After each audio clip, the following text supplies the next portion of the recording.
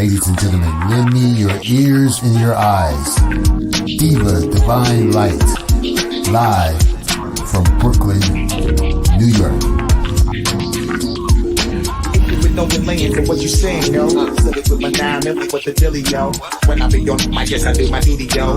While up in the club, like we while in the studio. You don't wanna violate, nigga, really and truly, yo. My main thug, nigga named Julio, he moody, yo. Like a nigga that'll slap me with the toolie, yo. Bitch, nigga scared to death, act fruity, yo. Fuck that, look at shorty, she a little cutie, yo. The way you shake it, make me wanna get all in the booty, yo. With no delaying for what you saying, yo. Diva Divine Light. Really my heart to me. Fucking see that's what you got for me. Put more than hands with my eyes to see. Still $1 in a place to be. If you really my heart to me. Fucking see that's what you got for me. Put more than hands with my eyes to see.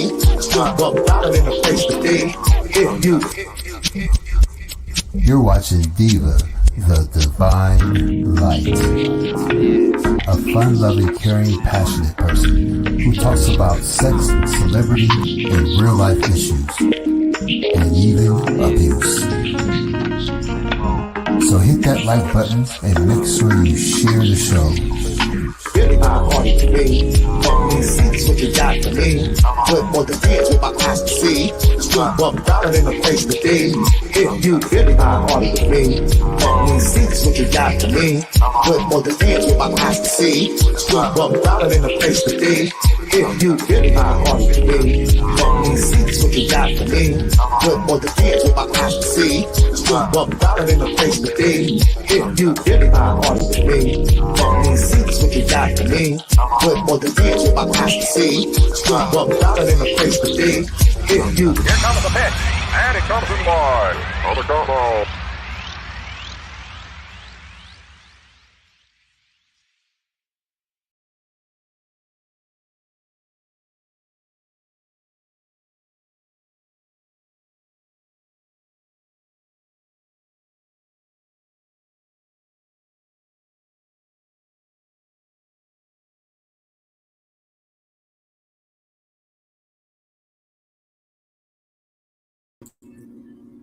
Hello, hello, hello.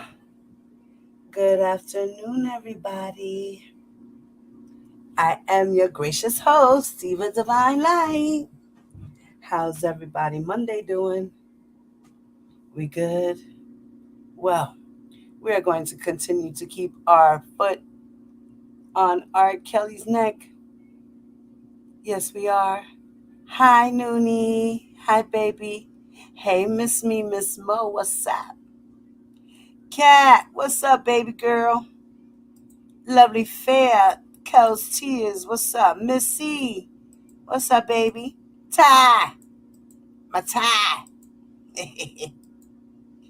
Jennifer, what's up, lady? Yeah, we're gonna talk about what's in the black and white. What's in black and white? Not no made up shit like Teams Kells. Laugh out loud. Speaking on Larry, will never release R. Kelly. I agree. Speaking on Larry will not get him free. Larry didn't do anything, okay? Let's just get over that bullshit already, all right? All he did was read the documents, get fed information from R. Kelly's camp, his side. He did interviews with people. He went speaking around to a lot of people. He got a lot of information. He did his work. And that's all. They're just mad because Larry knew a lot. That's it. That's all. Because Larry's smart and they're not. You see? So it's okay. Let them talk. It's okay. Let them talk.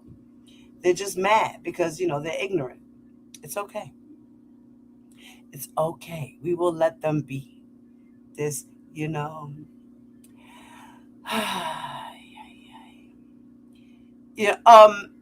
gotta give a shout out to Spittin' Fire.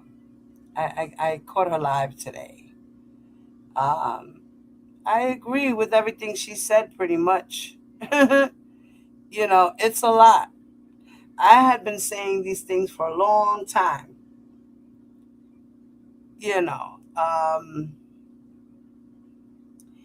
Can't trust everybody. My thing is, you got to be careful with the people you try to make in a circle. You always have to keep your distance. Never get too close. Never get too close. Never give too many people too much of your information of your personal life and things like that, because they will use it against you one day. That's just what people do. Sugar cookie. Am I right? Might want that. Oh, okay. Oh, yeah, I think you would. That's just what people do. They backstab each other. They talk shit about each other. They fight. And 1 minute, like she said, what was it? Her lines were, at 1 o'clock, you're friends. And then at 2 o'clock, all of a sudden, you aren't friends anymore. I agree. It's a lot of stuff.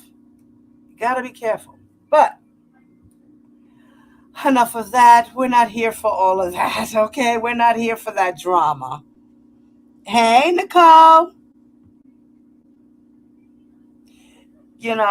Right, Jennifer. Because he could draw logical conclusions and be smart. But we're over here. We're not going to feed into that BS that's going on over there. Yes, it's a lot. Unfortunately, Sylvia is, we always knew she was the devil anyway. Whatever.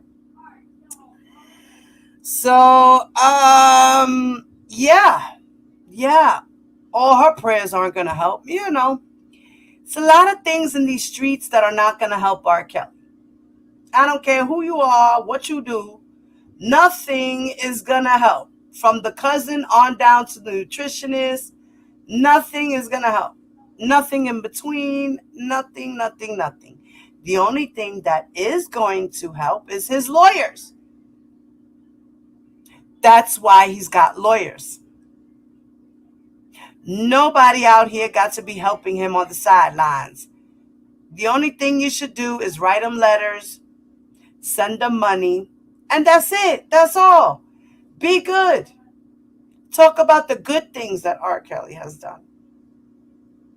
I still to this day have not seen anybody talk about the donations he's made, talk about how he's raised his children and how his children have benefited from his life, how he's brought up, areas in his neighborhood and bought abandoned buildings and decided to hook up the neighborhood with housing, rebuilt a new park, decided to do a fundraiser to take the guns off the streets and say, hey, if you guys come together and bring your guns to the show, I'll do a free show, and have some friends with me do the show. If you guys come and drop the guns, come in, bring your guns, make a peace, make a truce, drop your guns. Drop Your Guns concert. That would have been a great idea. Hey, the truth. What's up, mama? His lordship. What's up, baby? What's up, brother? Poo-poo. What's up, mama?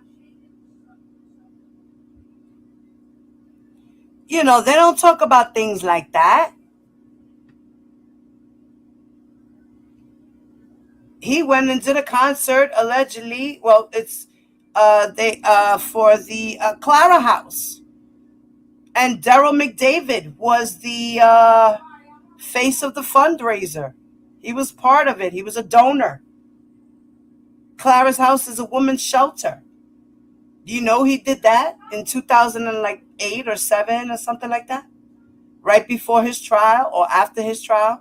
One of those, anywhere between 2007 and 2009. R. Kelly was trying to cover up his tracks and act like he's all the perfect man. He can't do no wrong. Everything that has to do with this conspiracy in the Chicago trial has to do with covering up his image. That's what it is. That's what people tried to do. Cover up his bad image. They needed to make sure that his image was not ruined. It didn't matter about the girls. Now, while this conspiracy was going on, he was awaiting trial. He got indicted in 2002. These incidents happened in between that, before that, while he was being investigated. And my biggest thing is, I don't understand why in the world was he not charged with all these other things? Why didn't the judge let these settlements with the girls come in? Tiffany Hawkins' 7-hour deposition didn't come in. Aaliyah's lawsuit didn't come in. The domestic dispute between his wife and himself didn't come in. None of that came in. All it was about was one video, one girl. That's it. That's all. Child porn. They weren't even trying to charge him with statutory rape. CPS allegedly did an investigation, but the parents didn't cooperate. The girl didn't cooperate. The investigators approached Rashonda Landfair's family members. They didn't cooperate. They went to the grand jury. They said, no, that's not her. Then they never showed up to the trial. R. Kelly hit them, sent them away on a vacation. Remember what Lisa Van Allen said? They went on a vacation. They were gone. Mm-hmm. My room internet. Hold on.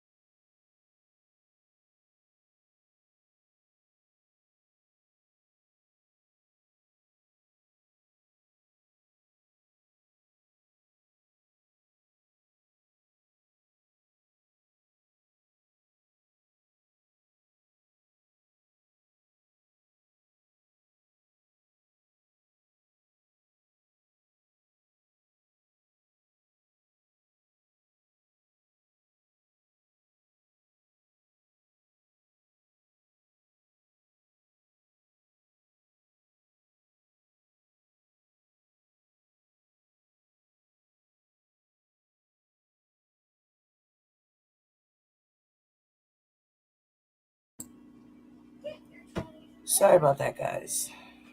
You know, my house, the children. So, if Aaliyah was alive, she would have testified against R. Kelly.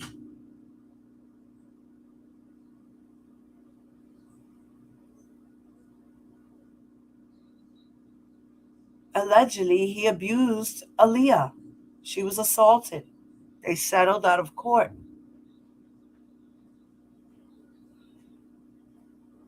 This is alleged.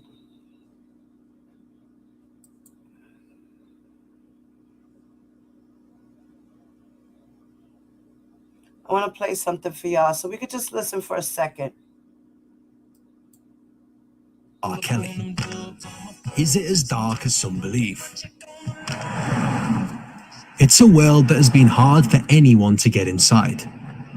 But I've found someone who wants to speak.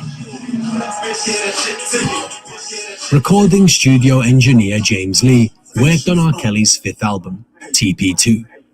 I am. Hey, nice to meet you. Rob didn't write down lyrics like most singer-songwriters and have them in front of him sing them off a page. He would sing off the top of his head. He'd just riff. He would, yes. He just kind of like whatever comes to his head, yep. blasts it Yep. out. I mean, this guy was a machine. Did you see women with Rob when you worked with him? No, there was always women around. Always. It's like a revolving door. Every studio had an associated lounge for the artist to relax in. Rob, he had two. One was set up as an office. One was set up as basically a private bedroom. He had a queen-size sofa sleeper, and there was always a woman in there, or at least one. I came in the studio one night, and while I'm there, he had two girls in their underwear, standing at the front of the console, bent over, and while he's back there playing the keyboard and doing lyrics. There's a song on TP2 called Feeling on Your Booty. I'm sitting in the control room. He's out in the live room with a microphone in front of him. But on either side of him, he's got a girl in their underwear, bent over again. And that was Feeling on Your Booty. That was how that song was written. I could come to live in. And your half-weeds looking kind of blurred. So he was like Literally actually feeling on the booty whilst recording. I don't know if he's actually feeling them, but they were within arm's reach. It's R. Kelly. I mean, it's R. freaking Kelly. R. Kelly's top of the freaking world. James remembers an incident at a party after the album R. Kelly went quadruple platinum. There was a girl in one of the front offices who was giving blowjobs to Rob's crew, and one of the guys on Rob's crew was tight with this guy, with my friend. So he brought him in. He's like, "Hey, you're gonna blow my buddy here." She's like, "I don't blow white guys." And he's like, "I don't care. This is my boy. You're gonna get med. Period." But Rob doing that kind of stuff, you never saw it. You never saw Rob intimate with women. You saw Rob using women, in a sexual way. I mean, the blowjob story is pretty dark, isn't it? Oh, sure. Well, the night of that big party with the girl giving the blowjobs, and I'm on my way out the door as I was leaving, and I'm like trying to push by, and I realized once I get through the door why I have to push by a line of guys, because there's a girl bent over the rail with her skirt hiked up, and they're just running a train on her. They're all just taking their turn. This is the rock and roll life. Hey, did it seem like the girls had a choice in what they did? I never felt like any of the women were forced to do something they didn't want to do. But he could be controlling. They're there for one thing. They're there to service Rob, and when he was tired of you, you're a Big Mac. When he's done eating you, he throws the wrapper away. Thank you. Wake up.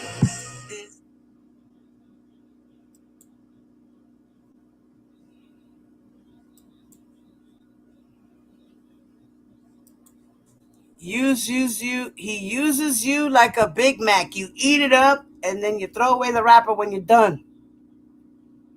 That's what he does. He devours you.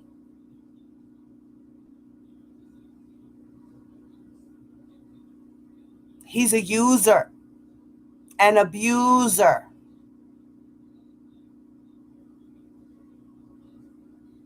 According to everyone else.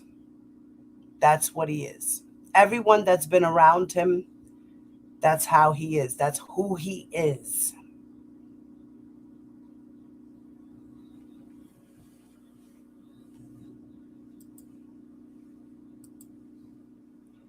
Now, Lisa Van Allen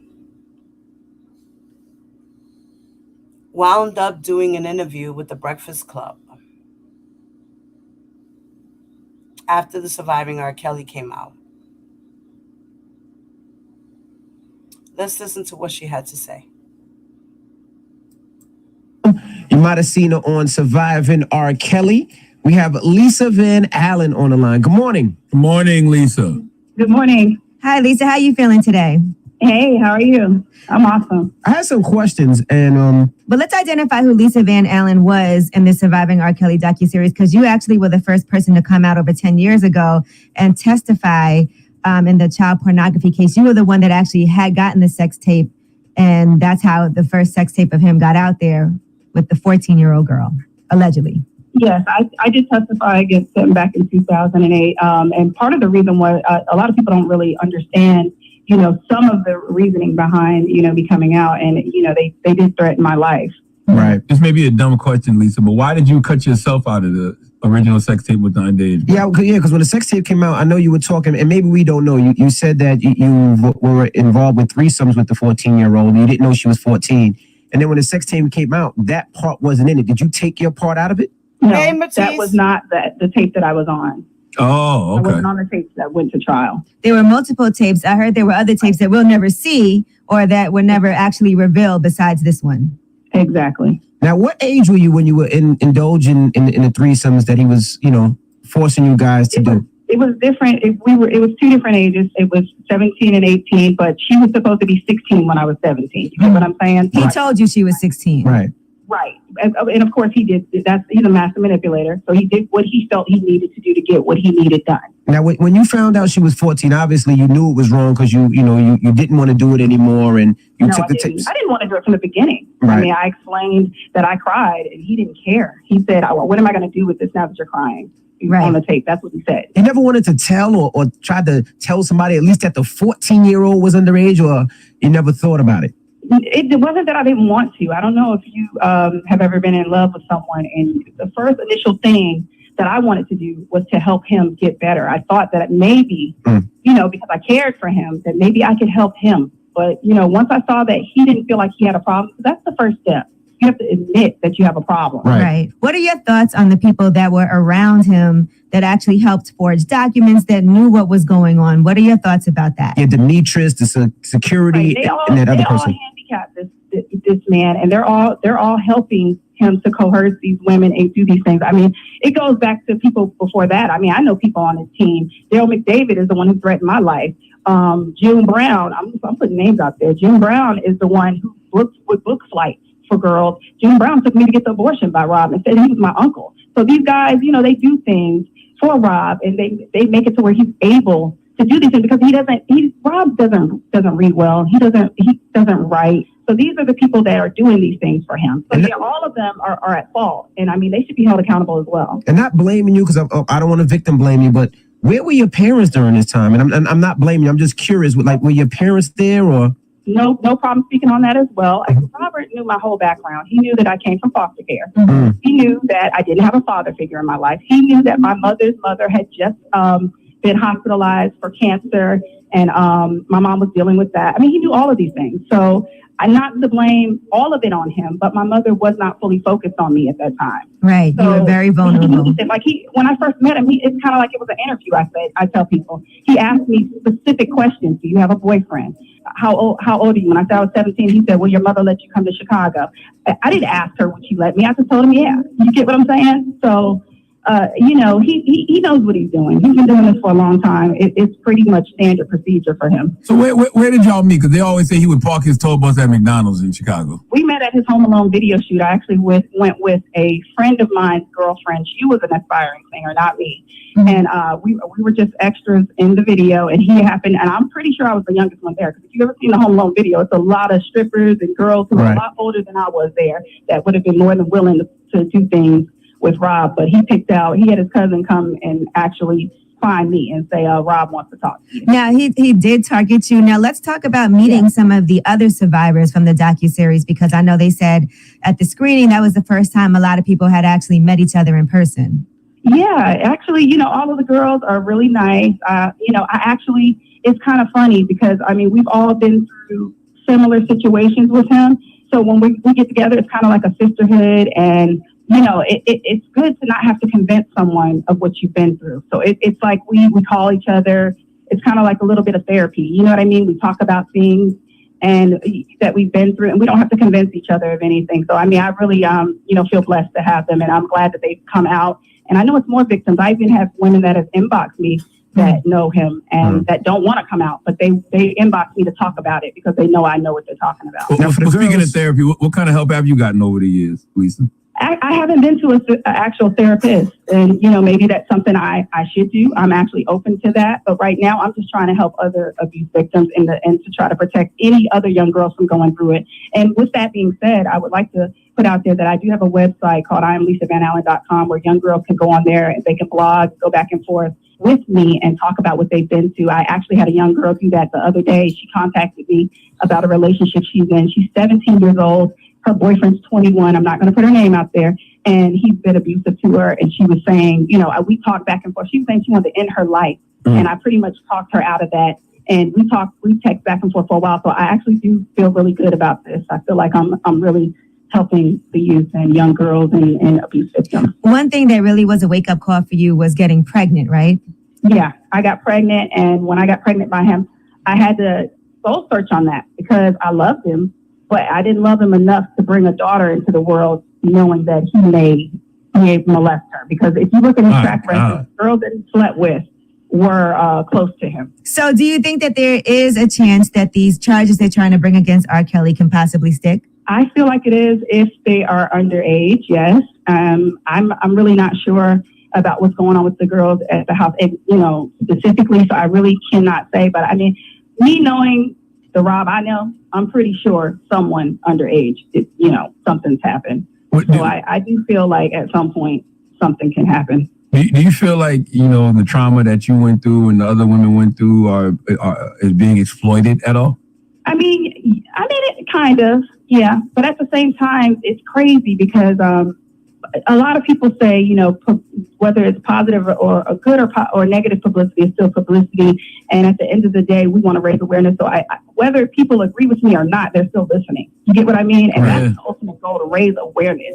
You can not like me all you want. You can say what you want about me. But I came out when nobody else would. There was a me before me too. You get what I'm saying? Like I was coming out when there wasn't no movement. I was coming out when my life was threatened. So at the end of the day, and I didn't get paid to do any of that. They wanted me to do book deals. They wanted me to do different stuff. This is before anyone. And I just testified and went home. It really bothers me that people are saying, oh, these women are doing this for money. They're doing this for attention and things like that. And that's not at all the reason. And people aren't understanding. Like they'll say, well, these girls made that decision. You don't get paid for interviews. You don't get paid for these photo shoots and these interviews. I don't get paid to cry on camera. So no. Did R. Kelly give everybody he had sex with an STD? Because a lot of people are saying that they got herpes from him.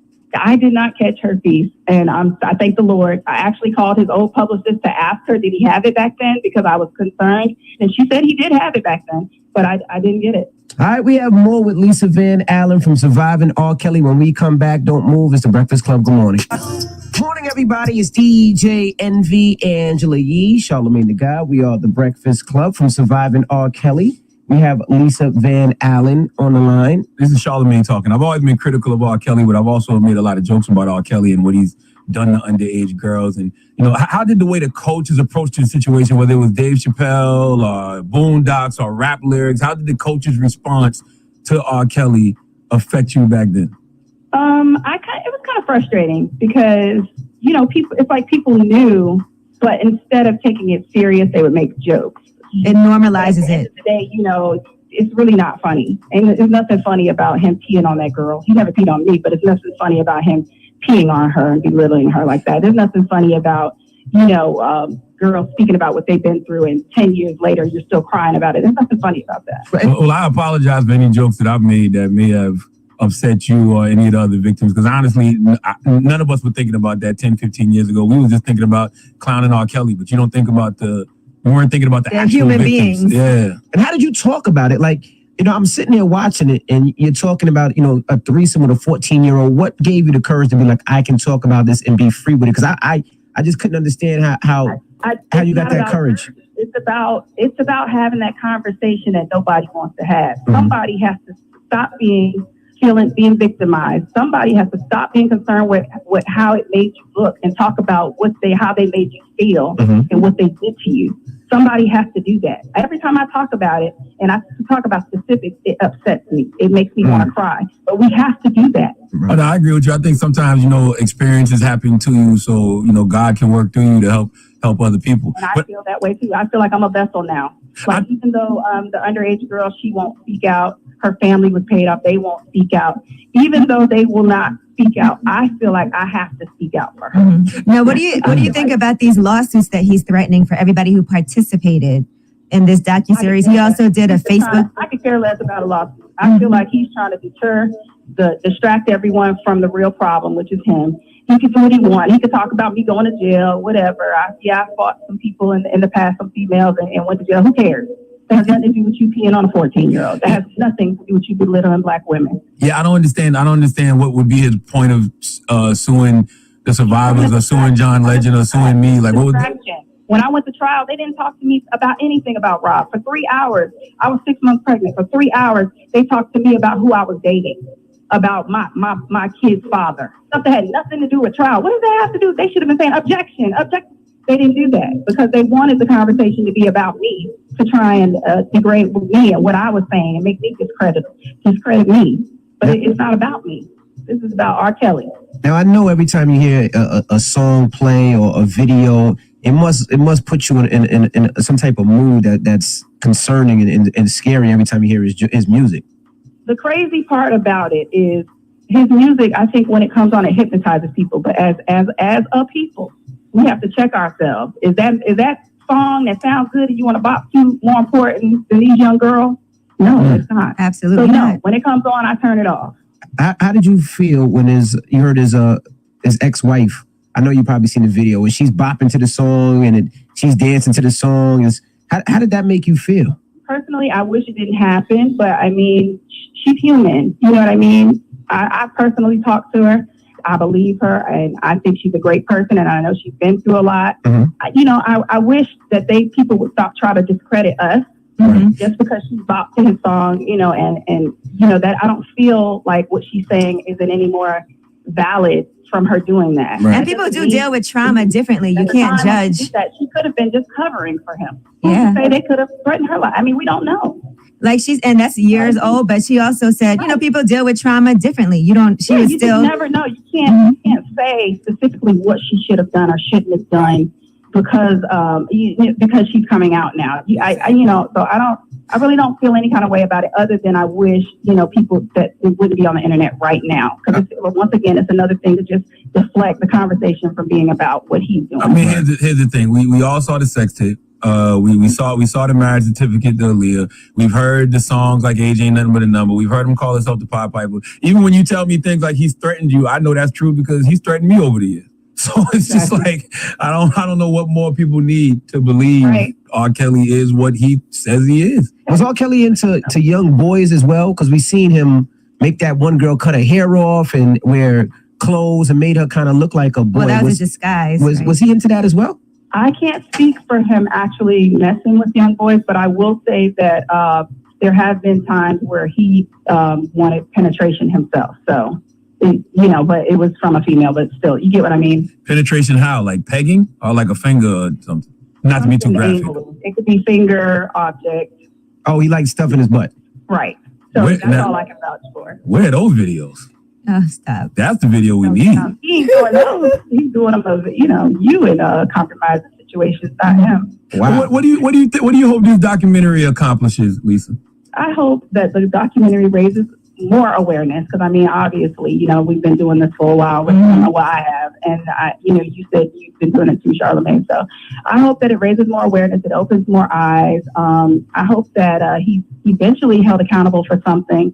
It seems like that people are getting it now. I mean, the celebrities that have come out. I mean, I commend them. Because they don't have to. Right. They don't have to speak about it. So I do commend the ones that have come forward. I feel like more people should still, because I know, just like you said, everybody pretty much knows. I hope people don't lose focus and start trying to make it about us when it's not about us women that have gone through it. It's about him and stopping him from hurting young girls. What was your mother's response when you came back home?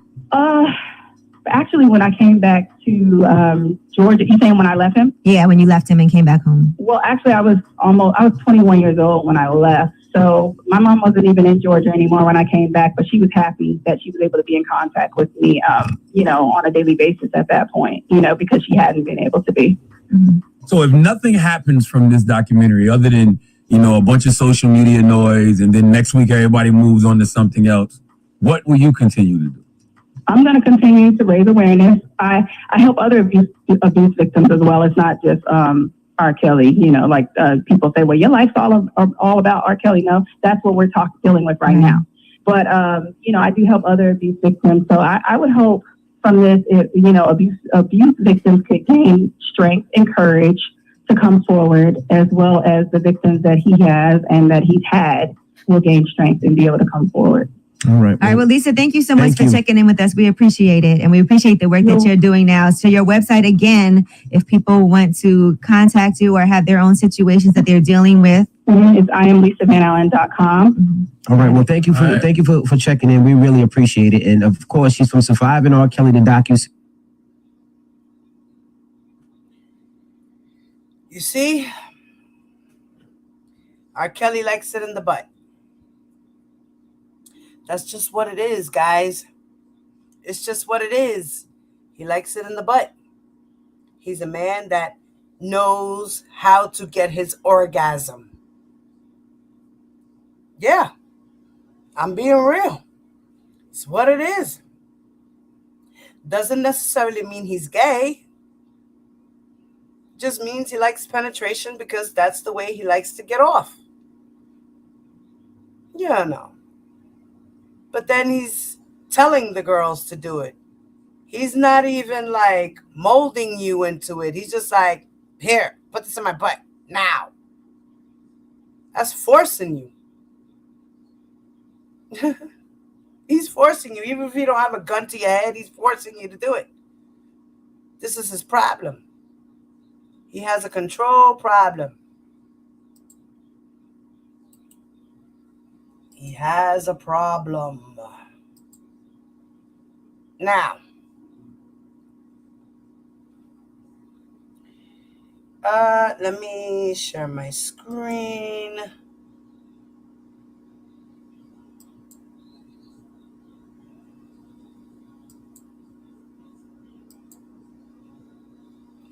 I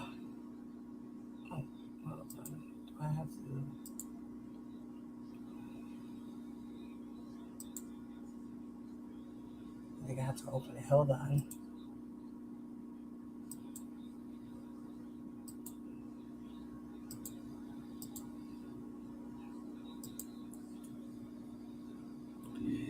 Okay. Okay, can you guys see my screen nice and clear? Okay. Now, this right here is count 5 for the Northern District of Illinois Court, which is the federal court for his federal trial, which will begin August 1st, 2022. Count 5 is the conspiracy charge. You know, everybody's talking about, the minors. There's no minors.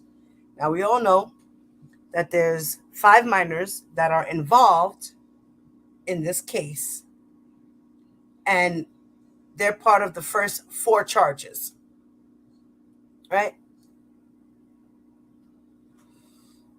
Count 5 has to do with the obstruction of justice charge, where now, back in 2008, he was acquitted of child pornography, right? As we know, counts 1 through 4 have to do with child pornography and sexual exploitation of minors, right? So,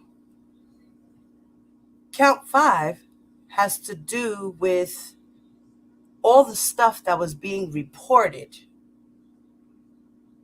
back in 2007 or 2005, 6, up to 2009, something like that in between those years. He was doing this conspiracy, okay? Things were happening. He got indicted in 2002. From 2002 to 2009, he was still committing crimes. He even met a John Doe, right? 2006, Richard Arline came into the picture in his life. Right? Right. At this time, he's committing crimes while he's awaiting trial.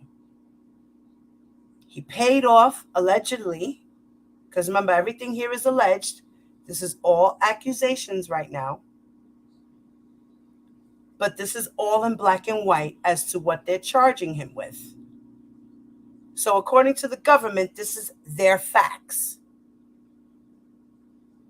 I'm just the messenger. Don't shoot the messenger. Okay?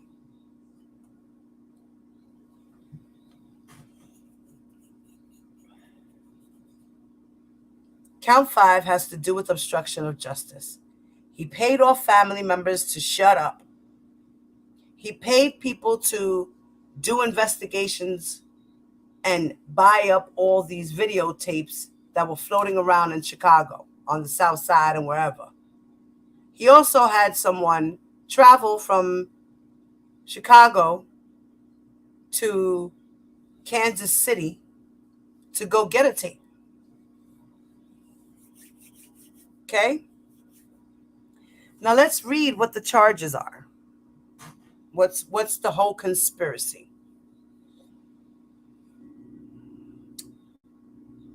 Count 5. The special May 2019 grand jury further charges that 1, at times material to this indictment. A. Defendant Robert Sylvester Kelly, also known as R. Kelly, was a resident of Chicago, Illinois, and was a Grammy award-winning recording artist and record producer. Kelly was the president and manager of several businesses, each located in Chicago, in the Northern District of Illinois, that he maintained in his furtherance of his music career, including but not limited to Bass Productions, Ltd., and RSK Enterprise, LLC, which is known as the Kelly Businesses.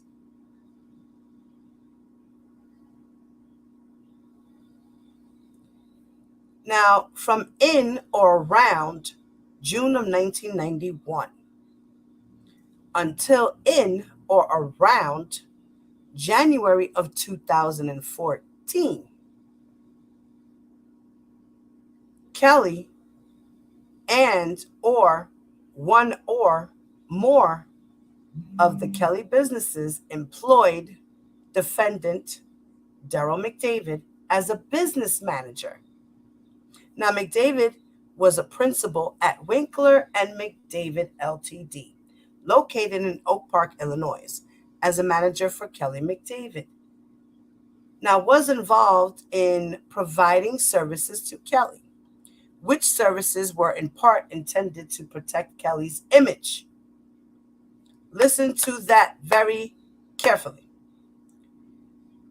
Which services were in part intended to protect Kelly's image, reputation, and assets in the face of actual and potential criminal and civil actions involving individuals who were victims of sexual misconduct by Kelly. That was his job. That was Daryl McDavid's job as a manager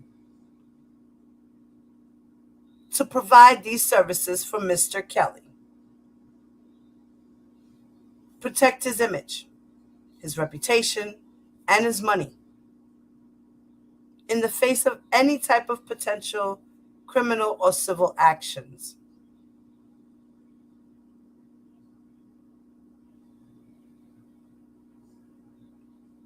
Individuals who were victims of sexual misconduct by Kelly.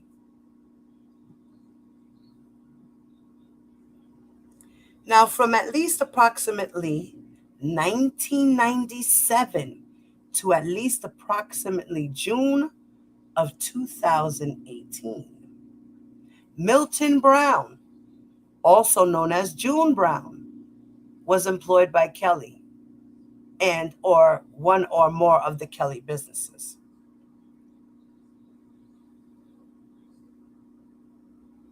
Now, remember what Lisa Van Allen said, that they were thinking about killing her. They were thinking about killing her.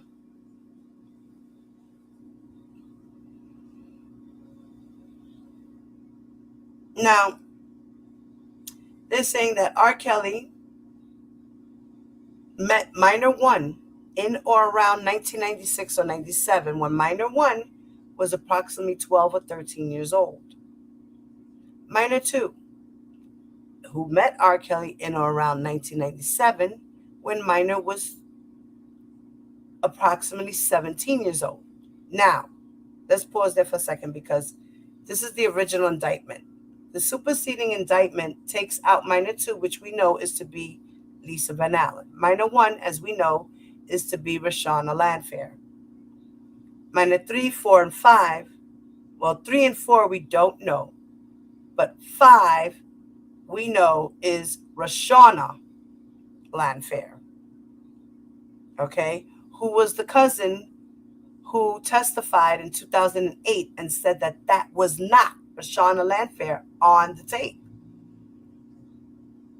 She herself was R. Kelly's victim. R. Kelly slept with 2 girls that were cousins. And these are Sparkle's relatives. Allegedly. Everything is alleged. Everything is alleged. This is what's in black and white here on paper. This is what the feds have found out according to their facts and what they're going to prove in the court of law.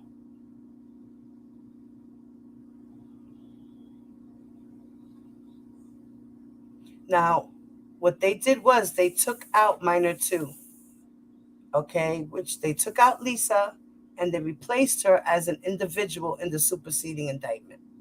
And I believe she's individual D. Now,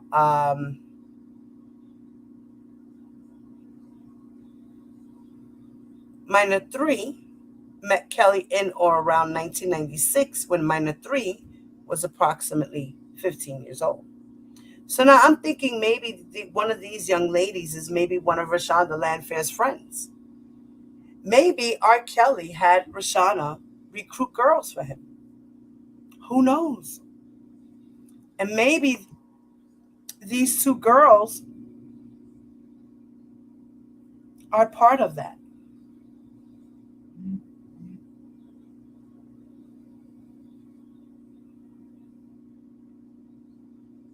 So, Minor 4 met Kelly in or around 1999, when Minor 4 was approximately 16 years old.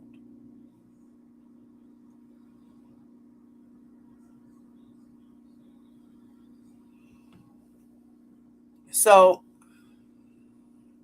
I'm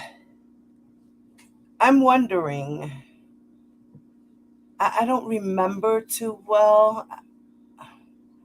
I'm wondering if Minor 4 could be Tracy Sampson. I'm thinking that might be her. Don't know. Don't quote me. I think so. And Minor 5, it says that Minor 5 met Kelly in or around 1997 or 1998, when Minor 5 was approximately 13 or 14 years old.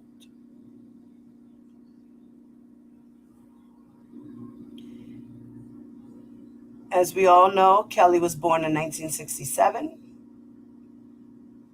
And then it states that Kelly engaged in sexual contact and sexual acts at those terms, as those terms are defined in Title 18, United States Code Section 2246, with Minor 1, Minor 2, Minor 3, Minor 4, Minor 5, when they were each under the age of 18.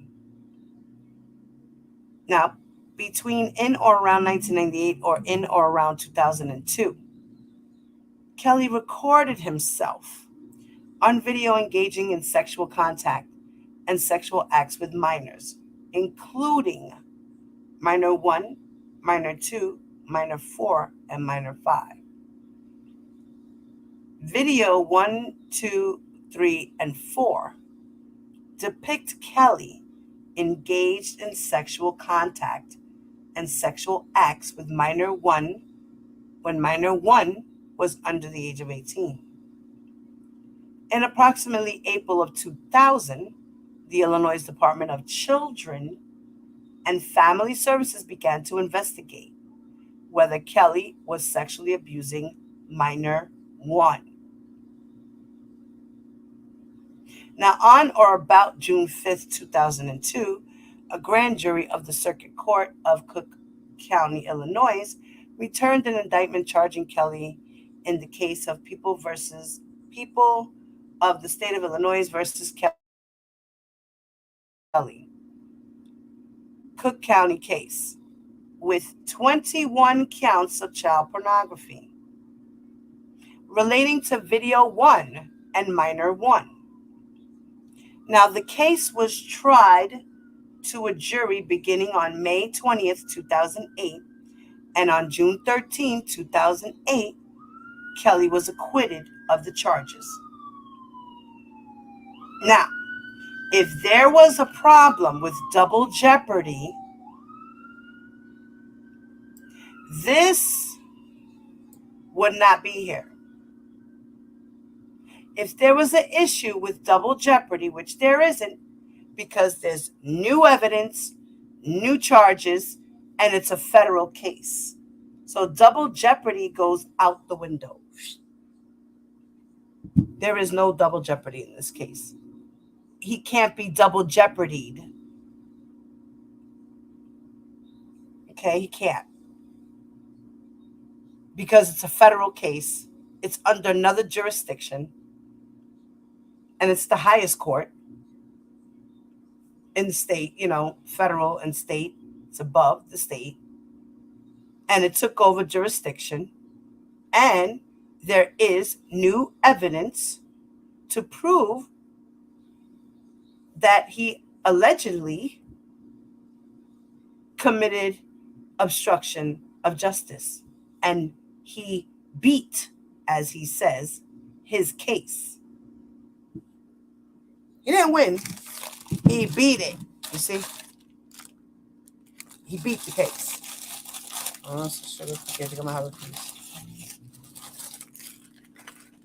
He beat the case. His words, not mine. Now, beginning in approximately 2000 and continuing to the date of the return of this indictment at Chicago in the Northern District of Illinois and elsewhere, Robert Kelly, also known as R. Kelly, and Daryl McDavid, defendants herein, did knowingly conspire with each other, including individual A and others known and unknown to the grand jurors, to commit an offense against the United States.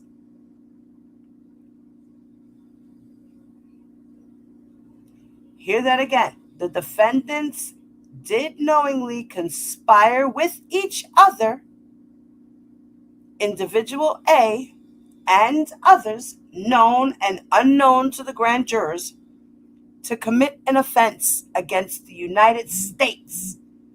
And y'all want to know why the government's mad? Can't you tell? I mean, really? You cannot tell why the government is so mad? I'm confused.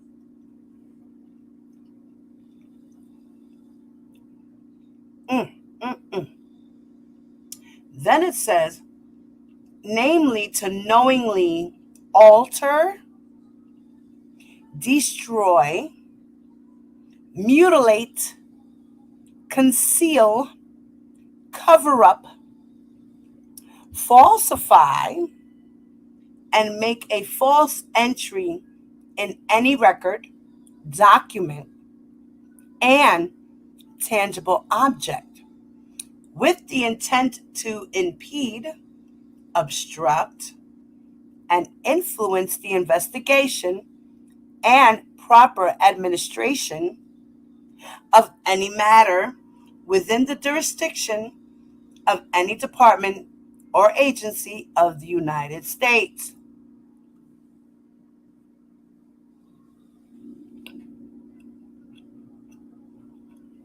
In other words, you committed fraud.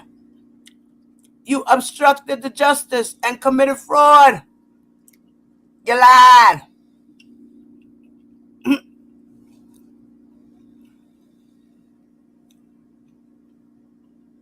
And in relation to and contemplation of such matter or case, in violation of Title 18, U.S. Code, Section 1519.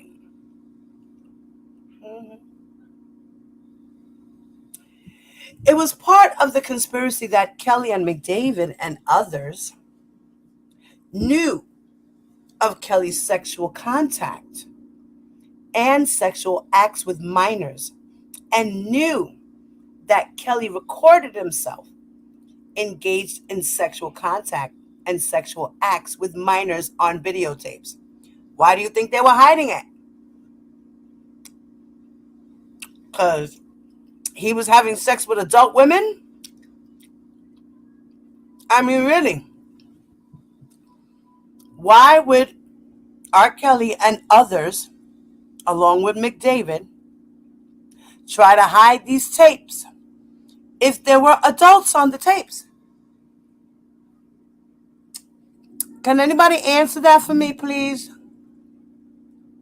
I want to know.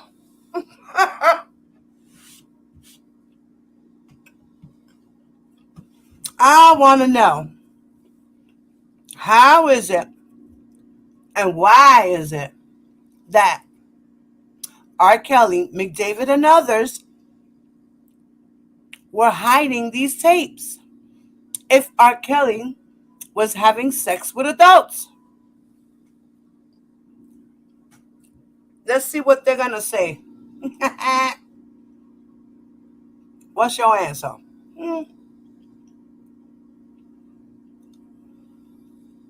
Then it says, it was further part of the conspiracy that in approximately 2001, Kelly and McDavid learned that multiple videos depicting Kelly engaged in sexual contact and sexual acts with minors were missing from Kelly's collection of such videos.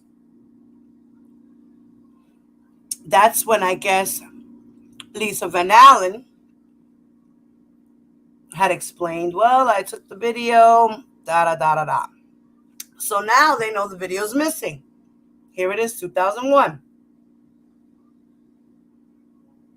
Then it says it was further part of the conspiracy that in order to conceal and cover up the existence of videos from investigators, Kelly, McDavid, and others agreed to collect the missing videos that depicted Kelly engaged in sexual contact and sexual acts with minors. It was further part of the conspiracy that Kelly, McDavid, and others agreed to pay money and caused money to be paid on Kelly's behalf to victims, witnesses, and others to ensure that they would not cooperate with law enforcement and would conceal and cover up evidence, including videos relating to Kelly's sexual contact and sexual acts with minors, such as the following. Between approximately 2001 and 2009, Kelly, McDavid, individual A, and others caused individual B to be paid hundreds of thousands of dollars for obtaining and returning multiple videos that they knew depicted Kelly engaged in sexual contact and sexual acts with a minor. Now, in here, individual A and individual B in this point here would be Charles Freeman, as well as Jack Palladino,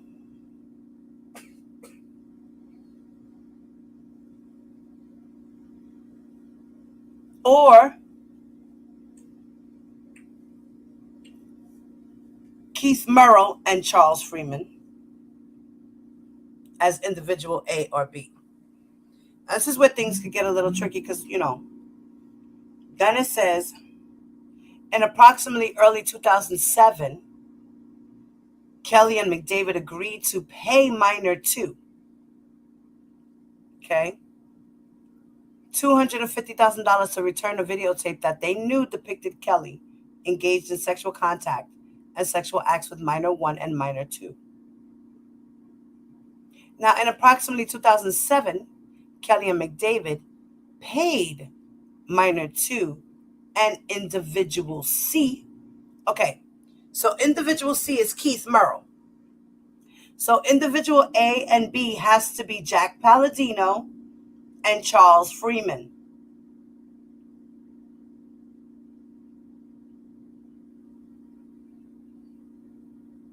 Now, in approximately 2007, Kelly and McDavid paid minor 2 and individual C approximately $100,000 in exchange for their efforts to return to Kelly's videotapes that they knew depicted Kelly engaged in sexual contact and sexual acts with minor 1 and minor 2.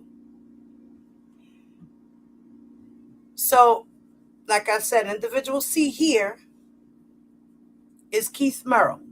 Individual A and B have to be Jack Palladino and Charles Freeman. Those were the 2 private investigators that were hired to go and get these tapes. Okay? Jack Palladino is the one that found Charles Freeman. Jack Palladino was hired by R. Kelly as an investigator to his case. Jack Palladino, as we all know, has passed away.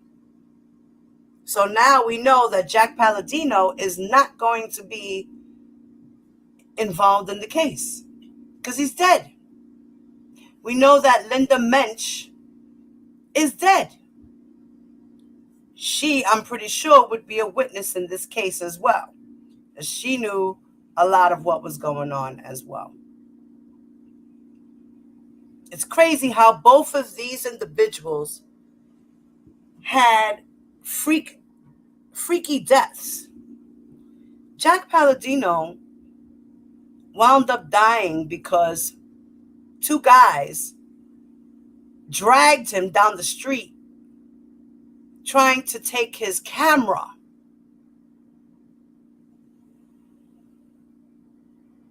They ran up, they came out the car, they tried to take his camera away from him.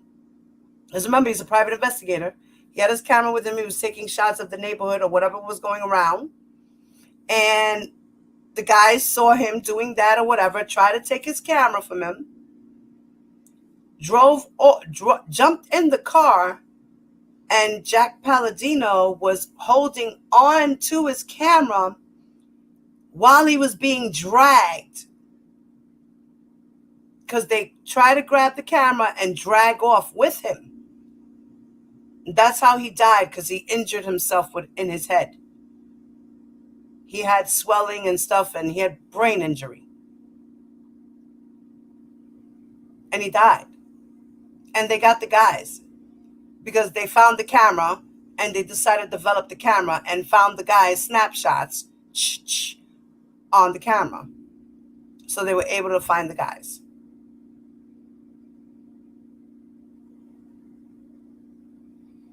And both of those guys were from different states. It's crazy. Or different sides of the town. I forgot what it is, but it was just very weird. Then Linda Mensch is crossing the street in some intersection in Chicago or LA or wherever she was. I forgot. And somebody just ran her over. Literally. Jumped out the car, looked at her and jumped back in and kept going. Like they wanted to make sure she was dead. The fuck was that? They still haven't found the suspect yet for her case. It's still an unsolved crime.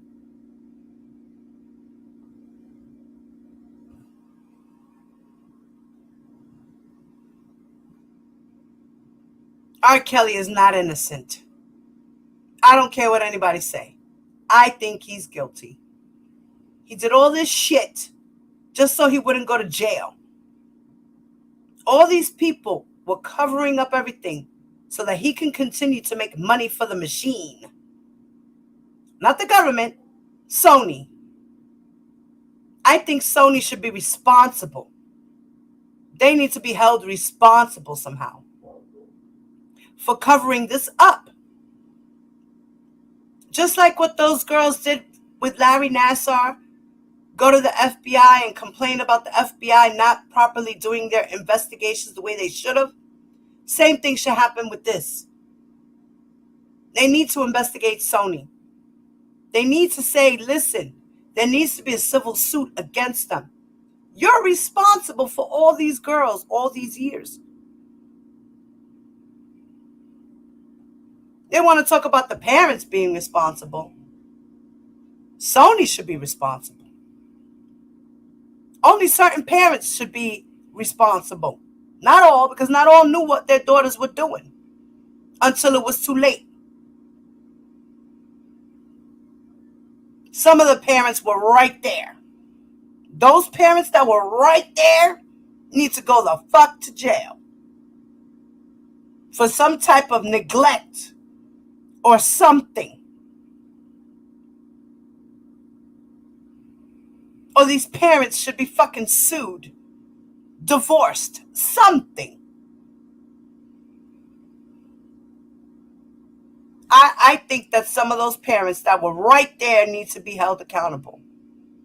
Because you were right there and you let that shit happen to your daughter. Turned a blind eye. Same thing like Sony.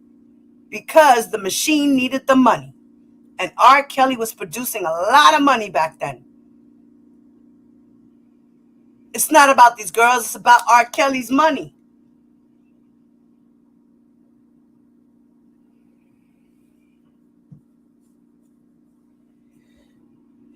Let's continue. As a condition of being paid money for returning videotapes that depicted Kelly engaged in sexual contact and sexual acts with minors, Kelly and McDavid directed Minor 2 and Individual B and Individual C. So Individual B is Charles Freeman, and Individual C is Keith Merrill. Minor 2 is Lisa Van Allen. But in the new superseding indictment, Lisa Van Allen is actually Individual D, I believe it is. Now, these three people had to take polygraph examinations regarding whether they had returned all copies of such videotapes. Now, remember, R. Kelly paid her for the copy and the original. Or shall I say R. Kelly paid them to get back the copies and the original tape that was stolen. And these 3 individuals took polygraph tests.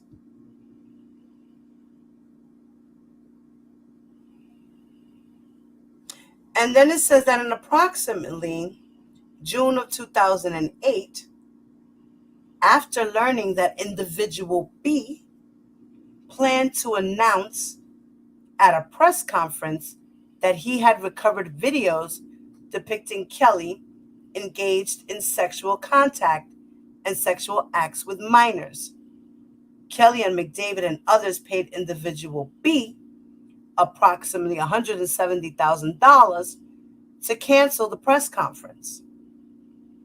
It was further part of the conspiracy that Kelly, McDavid, and others agreed to intimidate, threaten, pressure, persuade, and attempt to persuade other individuals, including, but not limited to, minor 1, minor 1's parents, minor 2, and minor 5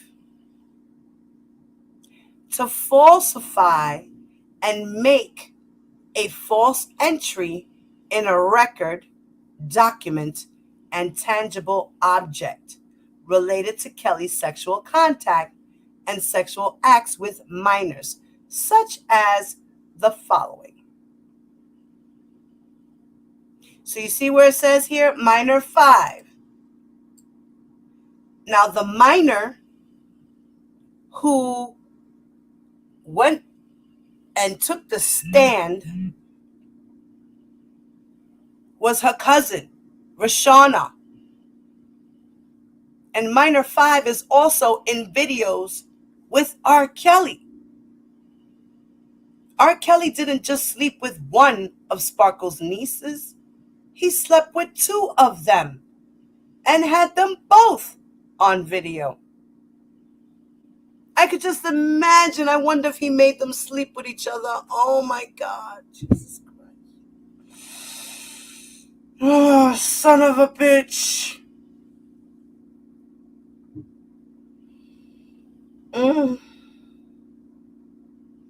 He's where he belongs.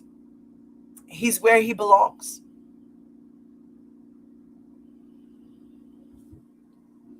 Now, such as the following.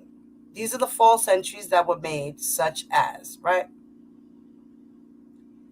In approximately December of 2000, before his trial, before he even got indicted,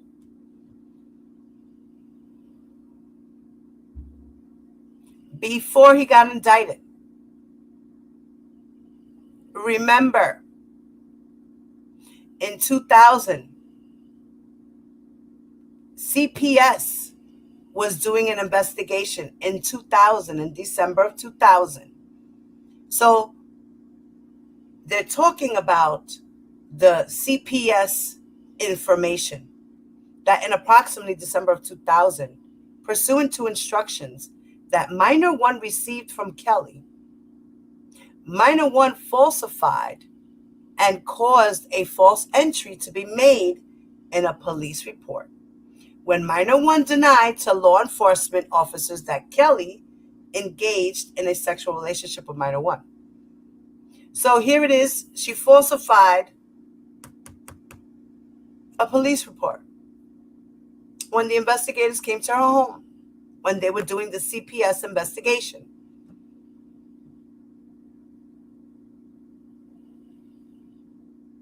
He told her to lie. Now, how do they know that? Because she will be testifying in court. She went to the grand jury and she testified. And she's going to do it again.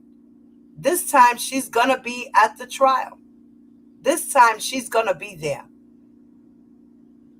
R. Kelly is done. I pray for that girl that she thinks about her child that she just had and says, I could never let another child go through something like that. I am going to stand my ground for myself, my family, my dignity, my respect, and my child.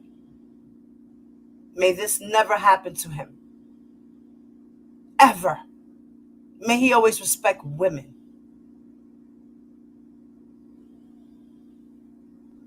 And she needs help. I'm pretty sure she needs help. Who knows if she's going through therapy, and I think she should. She went through a lot of trauma. All of them did. But she was really young, is my thing. She was a baby. I mean, all the girls were babies at the time, but she was really a baby. 12, 13 years old, just like Aaliyah. 13, they were babies. 16, 17-year-old, they're of age, but they're still babies. But a 13-year-old, that's a baby to me. R. Kelly slept with babies.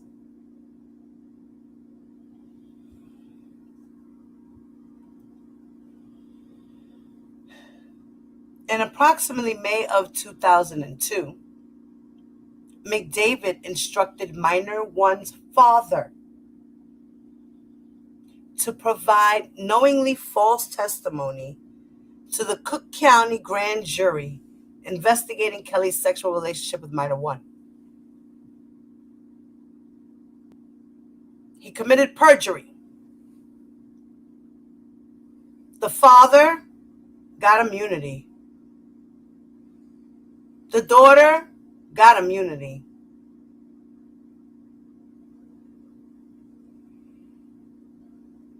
Because they don't want the little fish, they want the shark.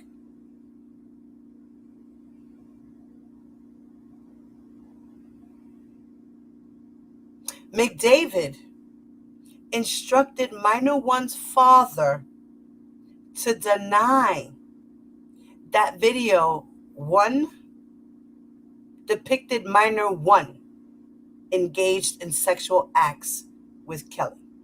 So video one is the same exact tape that was in the 2002 trial.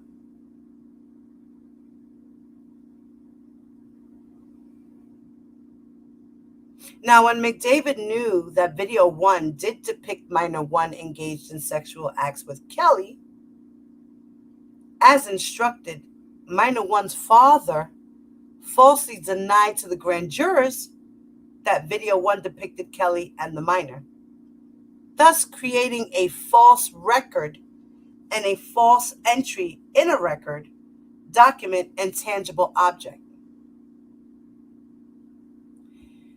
Now, in approximately May of 2002, now remember, R. Kelly had just got indicted in June of 2002. So this was a month before he was indicted. He made sure he told these people what to do. He already knew they were investigating him. He was already trying to commit crimes to cover up his tracks. Now, in approximately May of 2002, Kelly persuaded minor one to provide knowingly false testimony to the Cook County grand jury investigating Kelly's sexual relationship with minor one. So not only did R. Kelly and Daryl McDavid persuade the parents, the father, to lie on the stand, but they also had Rashonda lie to the police as well as the grand jury. So she lied twice in two types of reports. Twice. Now, minor one falsely denied to the grand jurors that Kelly engaged in a sexual relationship with minor one and that minor one was not on the video, which is video one, thus creating a false record and a false entry in a record, document, and tangible object. So you lied that it wasn't you. You lied that it was you on the tape. You lied that you didn't have a relationship with him. And he asked you to do these things and paid these people off. And the family was more than welcome to oblige and keep him protected and let their daughter just continue to be abused by this man. As long as he was buying her things and paying the family off, it's okay. People act funny with money. In approximately May of 2002, Kelly attempted to persuade minor 5 to provide knowingly false testimony to the Cook County grand jury. So he even tried to, he even persuaded, because she did it. I mean, he persuaded minor 5 to lie. So not only did Rashonda lie, but Rashana lied, the father lied, and all these people have come back to say that they lied.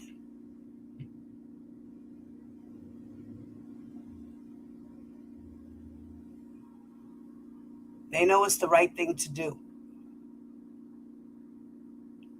And then Greg Landfair died. Rashonda Landfair's father. He passed away. Natural causes, I believe. Not sure. But he died. That was another one that died. That's part of this case. 3 people have died.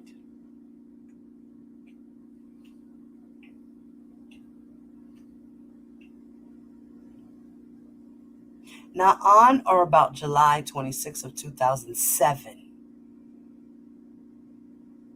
Now, here it is. 1 year before his trial is about to start.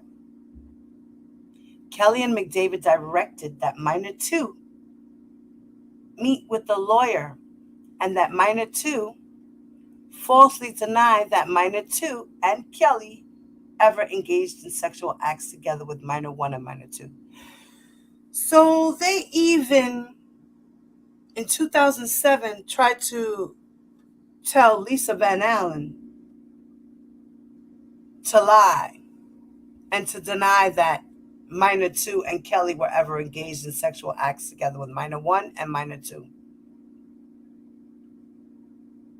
Now, when Kelly and McDavid knew that Kelly had engaged in sexual acts together with minor 1 and minor 2, as Kelly and McDavid intended, a false record, document, and tangible object was prepared based upon minor 2's false statements.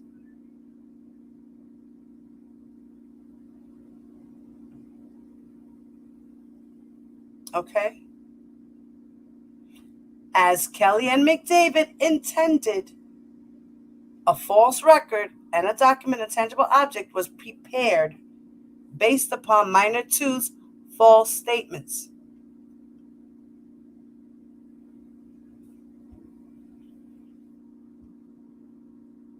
At first she lied, and then they realized that she was, she had no choice but to tell the truth. Now, it was further part of the conspiracy that Kelly, McDavid, and others agreed to intimidate, threaten, pressure, persuade, and provide benefits and money to victims, the victims' family members, witnesses, and others, to ensure that they would destroy, conceal, cover up, falsify, and make a false entry in a record, document, and tangible object, and continue to abide by previous false statements and entries in such items relating to Kelly's sexual contact and sexual acts with minors, such as the following. In approximately January and February of 2002, Kelly and McDavid caused minor 1 and minor 1's parents to travel to foreign countries to make them unavailable to law enforcement investigating minor 1's sexual relationship with Kelly and video 1. From at least approximately 2000 to approximately 2015, Kelly and McDavid made payments to and bought gifts for minor one and minor one's parents. All the way up to 2015, y'all. He was paying that family off for 15 years to keep quiet. Now it says, with the intent to persuade and induce minor one and minor one's parents to conceal, cover up, falsify, and make a false entry in any record, document, and tangible object about Kelly's sexual relationship with minor one, and to continue to abide by previous false statements and entries in such items, including the existence of multiple videos depicting Kelly engaging in sexual contact and sexual acts with minor one. Between approximately January 2014 and approximately October 2015, Kelly caused monthly payments to be made to minor one via the Kelly businesses, many of which contained settlement in the transaction line or something similar. Now, Kelly made these payments to ensure that minor one continued to abide by her prior false statements regarding Kelly's sexual relationship with her, and to ensure that minor one continued to conceal and cover up the existence of multiple videos depicting Kelly engaged in sexual contact and sexual acts with minor one. Now, in approximately 2014 and 2015, McDavid received payments from Kelly relating to services he provided to protect Kelly's image, his reputation, and assets in the face of actual and potential crime and civil actions by individuals who were victims of sexual misconduct by Kelly, including services that McDavid provided to falsify and create a false entry in a record, document, and tangible object, and services that McDavid provided to conceal and cover up evidence of Kelly's sexual contact and sexual acts with minors. Now, it was further part of the conspiracy that Kelly used physical abuse, violence, threats of violence, blackmail, and other controlling behaviors against victims so that Kelly could remain control over them, prevent them from providing evidence to law enforcement, and persuade them to continue to abide by prior false statements relating to Kelly's sexual contact and sexual acts with minors and videos of such conduct. It was further part of the conspiracy that Kelly, McDavid, Individual A, and others concealed and hid and caused to be concealed and hidden the existence of and acts done in furtherance of the conspiracy.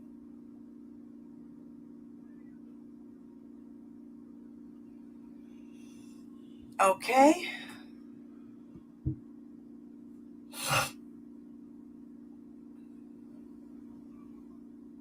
Now,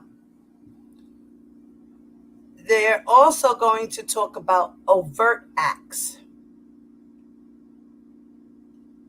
Now, in furtherance of the conspiracy and to accomplish the objectives of the conspiracy, defendants committed one or more overt acts in the Northern District of Illinois, Eastern Division, and elsewhere, which overt acts included but were not limited to the following. In approximately March or April of 2007, McDavid, on Kelly's behalf, received from minor 2 and individual C a videotape that McDavid and Kelly knew depicted Kelly engaged in sexual contact and sexual acts with minor 1 and minor 2. Now, in approximately March or April of 2007, McDavid, on Kelly's behalf, brought minor 2 and individual C to a polygraph examiner and directed that minor 2 and individual C take polygraph examinations regarding whether there were additional copies of the videotape that minor 2 and individual C had returned, depicting Kelly engaged in sexual contact and sexual acts with minor 1 and minor 2. Now, in approximately September of 2008, Kelly caused a Bass Productions Ltd check signed by McDavid to be issued to minor 1's father, payable in the amount of $30,000. Now, in approximately August of 2013,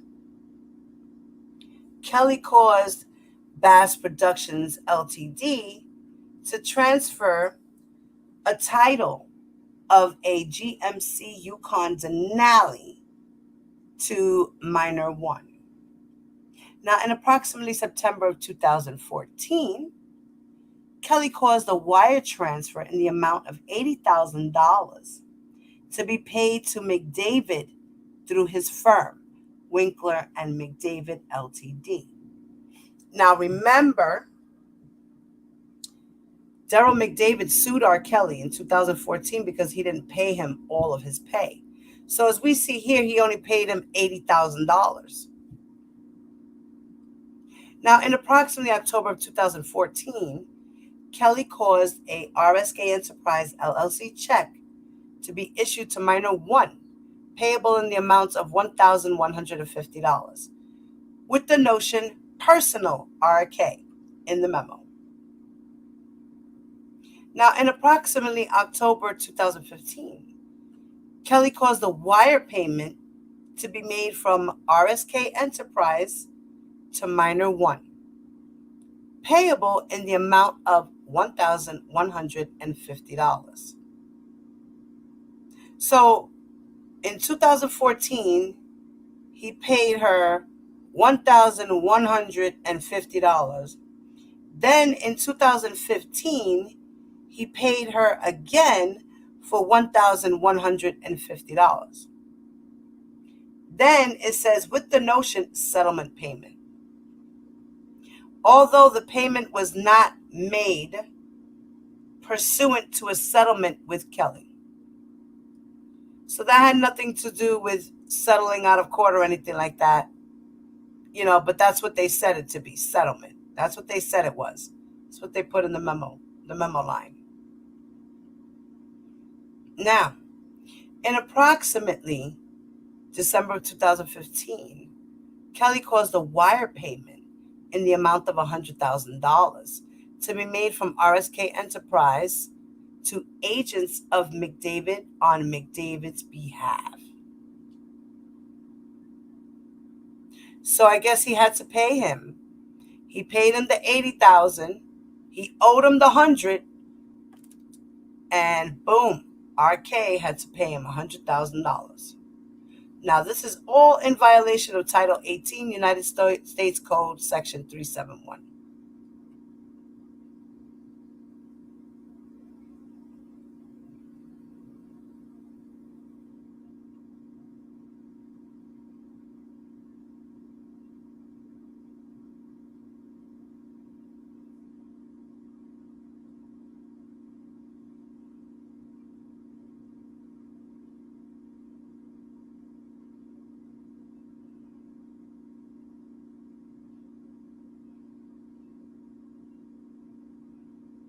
Okay.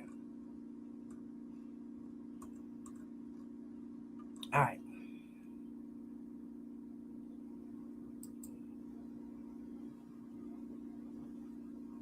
So now that we got that out of the way. Hello, everyone that's in the building, by the way. What's up, my peoples? Hey, Mountain of Inspiration. Hello, hello, hello. How are you, sir? Welcome. Glad to see you. Hey, Aisha. Purple, purple. What's up, lady? Miss Showers, hello. Shorty. Nicole. What's up, Nicole? Hey, Jacqueline. What's up, Jackie Mama? Hey, James. Rockin' with the truth. What's up, baby? Hey, Candy. Let's see. West Coast, Baya. Diva time. What's up, baby? Hi, mama. Okay, I just said hi to Poo Poo, Miss Showers, James. Okay, Missy. Yes. Okay. Oh, OCOV, Fat Boy. What's up, Fat Boy? The truth. Hi, baby. Andrew. What's up, Andrew? You better be a good boy. I give you pow pow. Don't play with me. Hey, Just the T. What's up, mama?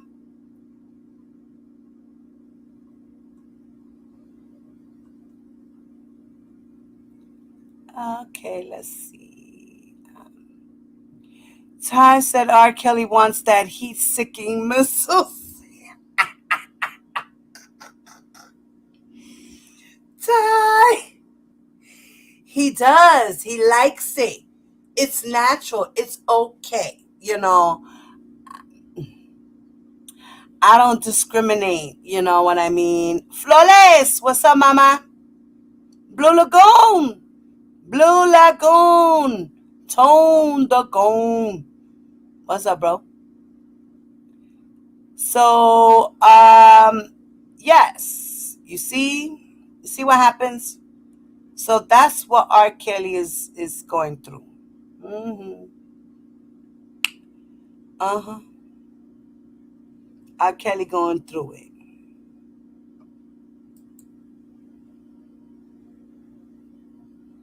Wings!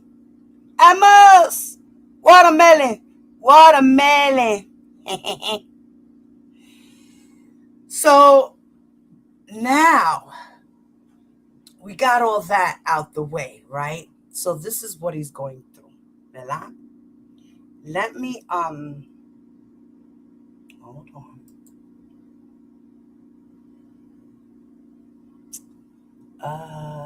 Here we go. I gotta do it this way. She's fucking tired. He's seeking missiles. Yes, ma'am. Hey, wepa. You already know. Wepa. All in the booty. All in the booty. All in the booty. Okay. Okay, guys. I don't know how well you're going to see this on my screen, honestly. I don't think I'm gonna be able to. Let me see. Yo no sé. Let me see if I can zoom in a little more. I don't know if you got. Am I sharing the screen yet? Wait, did I do this shit right? Hold on. Oh yeah. Okay. All right.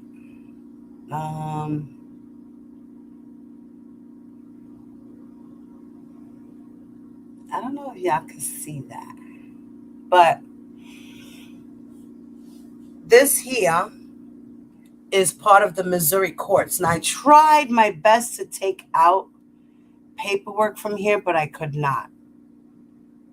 I don't know. Maybe I can, it's not really so much important, but this was part of, because the case against R. Kelly and Charles Freeman, Charles Freeman sued him for money because he didn't pay him his full payment.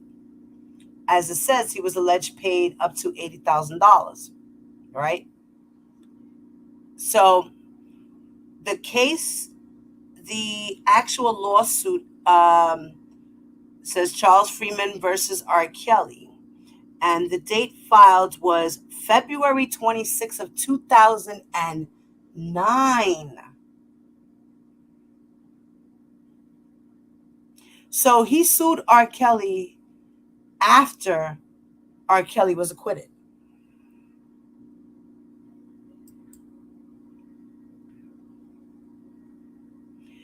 Now,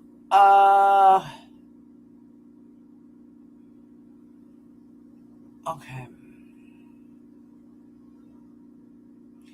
Now it says here that in June 13th of 2019, somebody requests for records filed.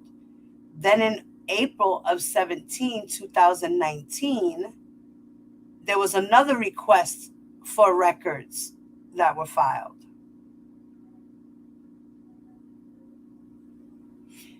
Now in August 14 of 2009, it says summons returned, non-EST. Then this is a document number. And then it says that it was served to Daryl McDavid. The date was June 27th of 2009. And the reason description was non-East service text returned to sender. So they try to serve him with something. Mail reason description return to sender. So they tried to send the document a summons, and the summons was returned. They tried to send it to Daryl McDavid, and the summons was returned to sender. And that was in 2009. Now it says that was in August 14th of 2009. Now, August 5th of 2009, the case was dismissed by courts without, I guess, right? Or would it be, with prejudice. It says here, voluntary dismissal with prejudice, each party to bear their own attorney fees and costs. And that was filed by Charles Freeman. Then there was an order of dismissal with prejudice, and each party to bear their own attorney fees and costs. And this was all August 5th of 2009. Then it says that case management conference held, and then they had the order of dismissal, also voluntary dismissal. Then in June 24th of 2009, case management conference scheduled. That's when they scheduled it for the August 5th. Okay. 6/10/2009, return service, others, document. Okay, so June 10th of 2009, there was a return service document served to R. Kelly. Served date was May 29th of 2009. Service type was special process server. Reason description, served by serving the attorney John Towdy for R. Kelly. So they try to serve the attorney for R. Kelly at that time was, for this case, was John Towdy.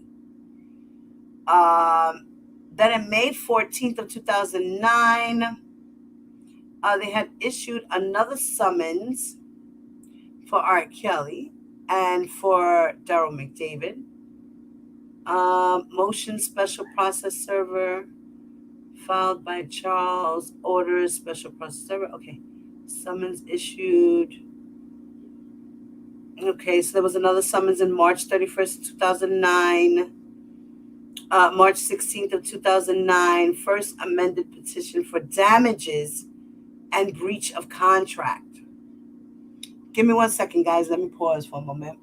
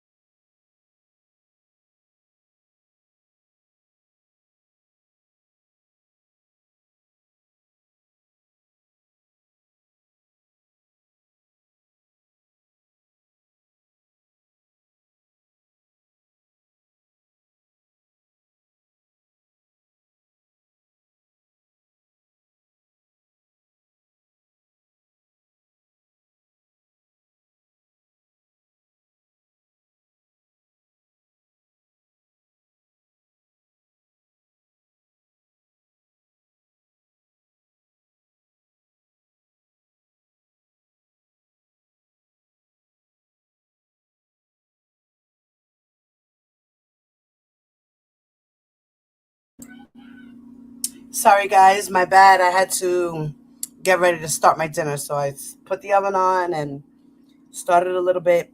Got me something to drink. I'm back. Thank you for waiting, y'all. Now, okay. Let me go back to that paperwork there.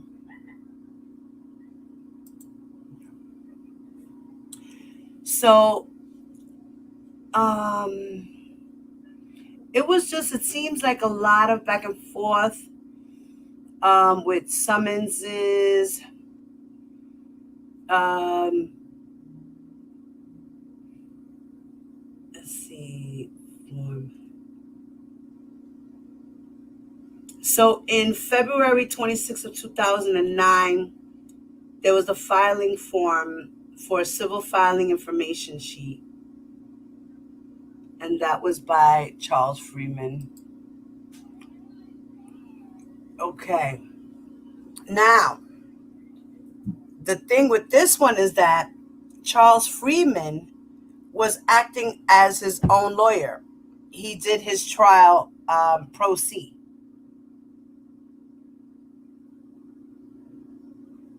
And at the time, R. Kelly's address was at 2945 Maras Lane, Olympia Fields.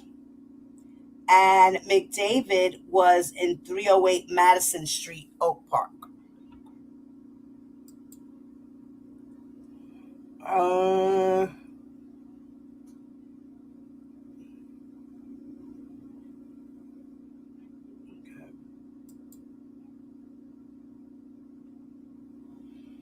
Right.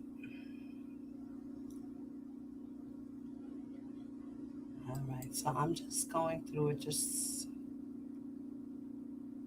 Okay. This is all regarding the summons. Okay.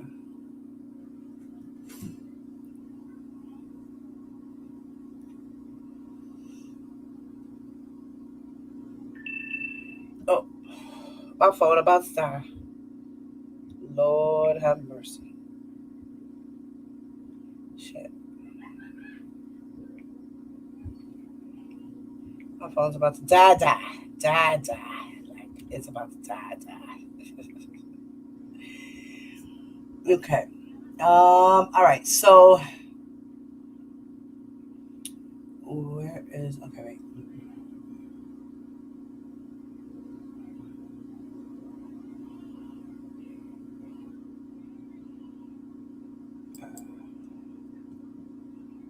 All right.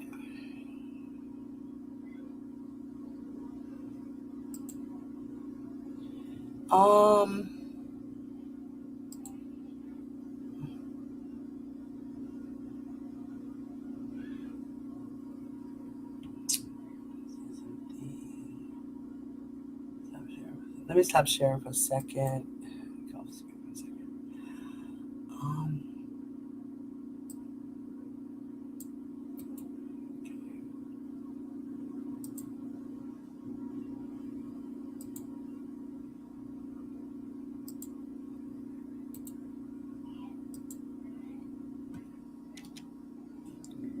All right, give me a second, y'all. I'm gonna pull something up.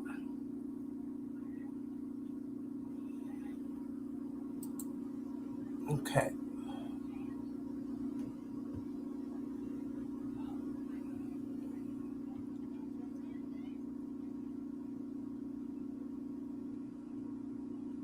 Make sure I got it here. Okay.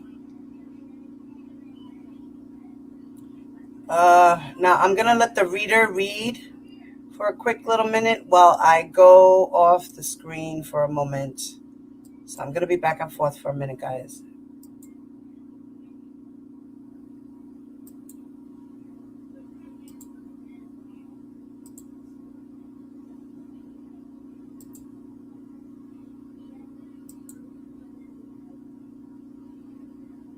Witness details sexual encounters with R. Kelly, alleged victim. Rick Madmingt. 14 years. Lisa Van Allen, 27, years chronicled ago. her first meeting with Kelly in Georgia when she was 17 years old, to her last group sex encounter with him and the alleged victim in 2000 on the set of a music video filming in Chicago. While trying to secure a spot in Kelly's Home Alone video in 1997, Van Allen met with him in his trailer on the video set, as arranged by Kelly, she said. They talked briefly and then had intercourse. Kelly then asked Van Allen if her mother would mind if she came to Chicago. The then 17-year-old said no, and they exchanged phone numbers. A short time later, she would spend weekends in Chicago, often in hotel rooms paid for by Kelly, or at a music studio that he partly owned. She soon quit her job in Atlanta because of too many missed flights and came back to Chicago. Kelly did not ask her to move to Chicago, she just never left, said Van Allen, who is now pregnant with her second child. I traveled with him. We went to the mall, movies. I went on tour with him, she said. Van Allen appears in the I Wish video as the woman braiding Kelly's hair, and had a role in a 1998 tour with Kelly. He would pick her out of the audience at the end of each show, and they would have simulated sex. Also in 1998, Van Allen met the alleged victim, whom she was told by Kelly was 16 years old. They had three-way sex in the Grammy-winning artist's home on West George Street. The encounter was videotaped by Kelly and took place in a lower-level room set up like a log cabin, she told the jury. About a year later, the trio again had group sex. UFFF'd also videotaped UFFF'd on a futon mattress on the singer's indoor basketball court, she said. Wiping tears from her eyes, Van Allen struggled to detail the second sex tryst on the basketball court, and paused for at least 3 minutes before testifying that she also cried the day the video camera was set up to record the sex act between her, Kelly, and the alleged victim. I didn't want to do it. He got upset. He said he couldn't watch that. He couldn't do anything with me crying, she said, blotting her eyes and nose with tissue. An angry Kelly stopped the production of the homemade sex tape and put it in a duffel bag that he carried everywhere he went. He put all of his sex tapes in the duffel bag, Van Allen said. The final three-way sex tryst happened in 2000 in an on-set trailer during a video shoot in Chicago, Van Allen testified. Someone knocked on the trailer's door. Kelly had the alleged victim run into the bathroom naked so no one would see her, she said. During Van Allen's testimony, Kelly often conferred with his attorneys. He also shook his head several times, rested his chin in his palm, and sometimes maintained eye contact with the witness. Van Allen said she saw the videotape of a man and female who appears to be underage having sex for the first time last week in the Cook County State's Attorney's office when she was originally scheduled to testify. When asked to identify the participants in the video, she said it was Robert and it looked identical to alleged victim. Her body, her face, her breasts. Everything from his face to his bald head, his genitals, back, everything, Van Allen said, referring to how she identified the people in the video. Kelly, 41, is charged with 14 counts of child pornography for allegedly filming himself, and a minor UFFF between 1998 and 2000 UFFFD having sex. He and the alleged victim denied being in the video. The Chicago native faces up to 15 years in prison if convicted. Prosecutors asked why she finally came forward with the information. Van Allen said it was the right thing to do.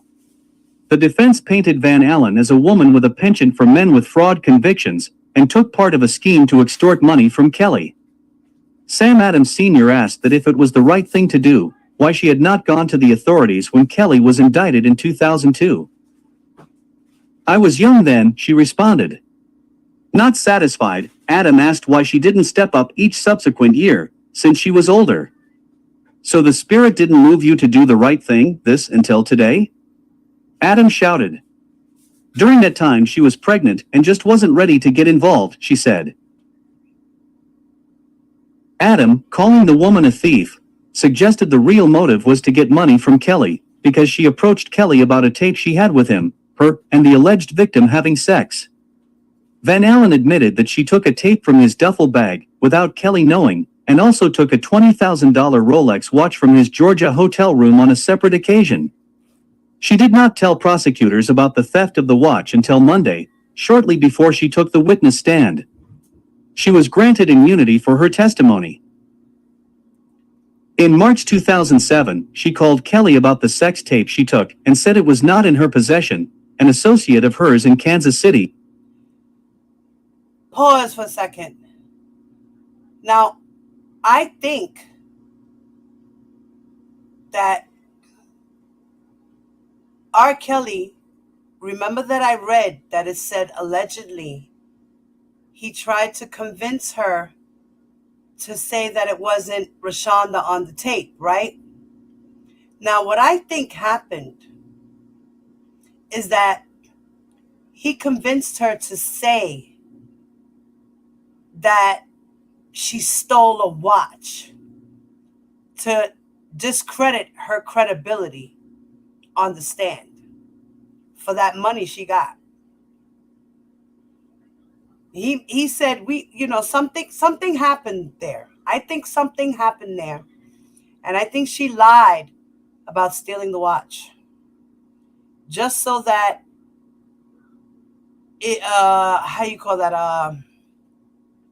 to see if maybe that her credibility would be shot, so that her testimony would just be impeached. This was all a setup. Everything I think in this case was a setup. Let's continue. City, Keith Morrell, had it. She offered to arrange for its retrieval. Kelly offered $250,000 for the tape, she said. He tried to offer me money. I did not extort him, Van Allen testified. Van Allen, her fiancé, Yul Brown, and Morrell flew to Chicago to exchange the tape and the payment, she said.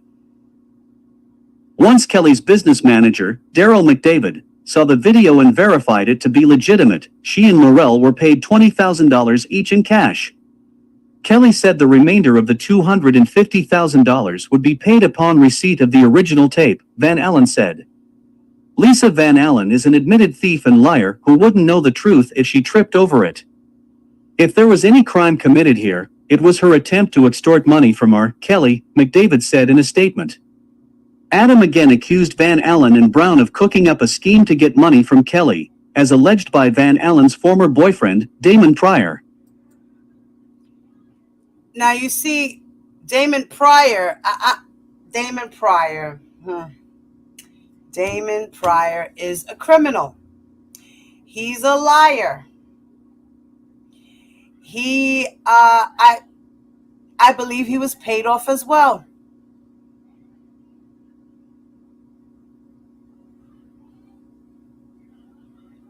Now,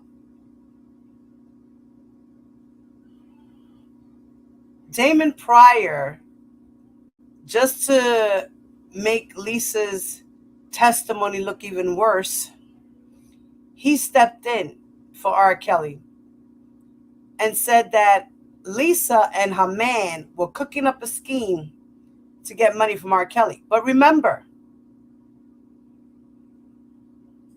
he offered them money to retrieve the tape back.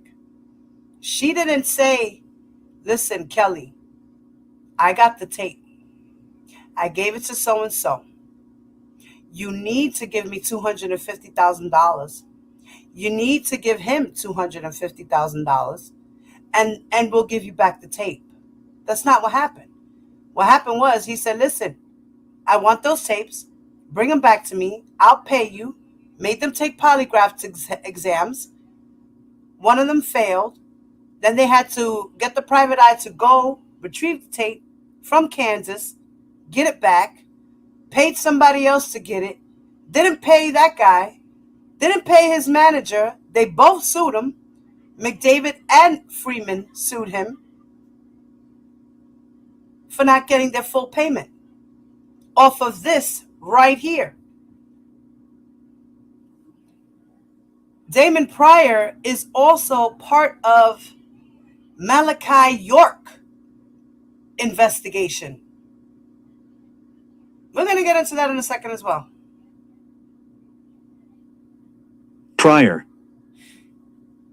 popped up as a surprise potential witness for the defense last week, stalling Van Allen's testimony.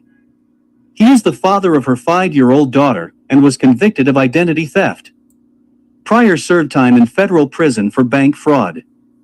Brown also has a federal fraud conviction. Do you have something that they have to have federal conviction for fraud before you're interested in them? Adam asked Van Allen. With a haughty smirk and chuckle, she laughed in response to his question. Part of the scheme was bribe Kelly out of millions and for Brown to get assistance with his own legal woes in Georgia, Adam said. Cook County prosecutors were contacted several times in March by Brown after he was recently charged in Georgia with having a loaded AK-47 and drugs in the couple's home. He pled guilty and received probation, instead of the 22 years in prison he faced, Adam said, implying that prosecutors helped Brown. Brown and Van Allen also met with a member of Kelly's defense team in Georgia on May 10th, one day after the trial began. Sam Adam Jr. was told by Brown at that meeting that Van Allen was offered a $350,000 book deal to detail her relationship with Kelly, and that Kelly had 3 opportunities to rectify this situation, the defense said. See, even back then, like Lisa Van Allen had said in the interview that she did with the Breakfast Club, she had stated that she had book deals. She got a book deal, but she didn't want to do it then. She didn't. And then Sam Adams has the nerve to ask her about the man that she was with now, that was her fiance, Mr. Brown, who was a convicted felon. He's like, you and him are cooking up schemes. He's a convicted felon. That's the kind of boyfriends you like? But what about Damon Pryor, who was your witness, who was also a fucking felon? You trying to compare one from the other? What? You're trying to say this guy's good, this guy's bad? Like what? What? That trial was a mess. Adam Sr. repeated Van Allen's earlier contention about wanting to do the right thing and money wasn't a factor. It's about money, isn't it? He asked.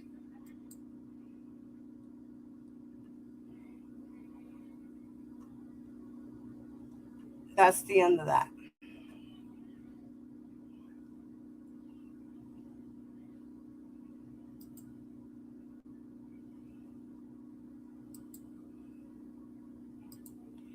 And that's the end of that one. I got another one for y'all. This one, oh wait, let me see something. Hold on. The hell do I have to sign in right now? Oh, really?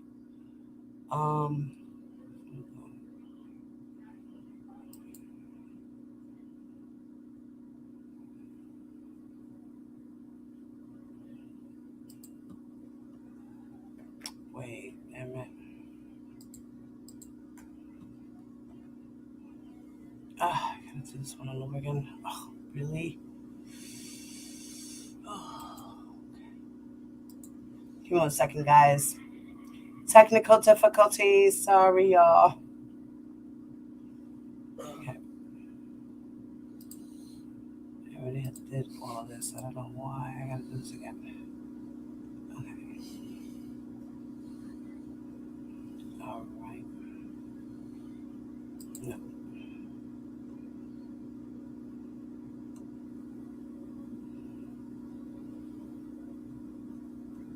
Okay.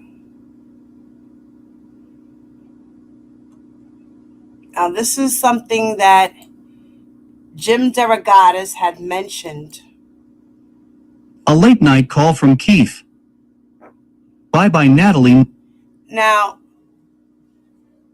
it's called the late night call from Keith. Now, Keith is Keith Murrell, which is the guy from Talent, who was supposed to be produced by R. Kelly. This was his group. He was supposed to produce them. So Jim DeRogatis had got a late night phone call from Keith. Natalie Moore, reporter. June 3, 2008, 11:58 a.m. Central Time. URL copied. WBEZ brings you unbiased news and information. Sign up for our newsletters to stay up to date on the stories that matter. Lisa Van Allen mentioned Keith Morrell during her testimony on Monday. She said the two of them got $20,000 each from Kelly for recovering a three-way sex tape. Van Allen said she, Kelly, and the underage girl were the stars. The defense accused Van Allen and Morrell of putting together a fake sex tape that's at the center of this child porn case. Well, as promised, Morrell called me back. At 2:30 a.m. I'm pissed off. Rob's, Kelly's, lawyer slandered my name, Morrell told me in an exclusive interview. He was like a brother. Morrell, of Kansas City, was part of a R&B group called Talent in the 1990s. The group sang on Kelly's voicemail and Morrell said the superstar flew them to Chicago the next day. They signed to Kelly's Rockland Records label. Talent sang on Tupac's Changes. Morrell said they asked to be released from their contract around 2000. There were no ill feelings, he said. We was cool, that's why I can't see where this is coming from. Morrell was vexed that his name came up in court. I'm probably gonna show up at court even if I have to talk to the judge myself, he said. But he had no comment on the $20,000 tape or if he ever knew the alleged underage victim. Morrell lived in Chicago between 1996 and 1998. That's when Morrell met Van Allen. He wouldn't say the last time he talked to her. But he did say that he didn't doctor up a fake sex tape starring Kelly. Okay? So Keith Morrell said it to Jim.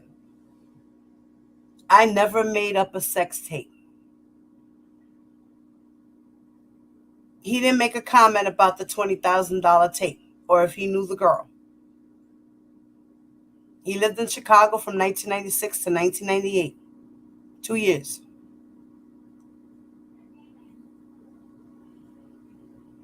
And he don't understand what happened.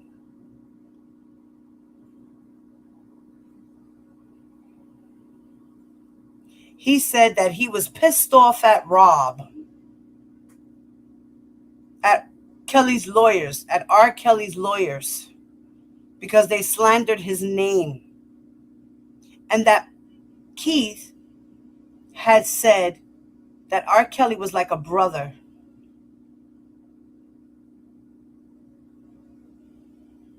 And he don't understand what happened.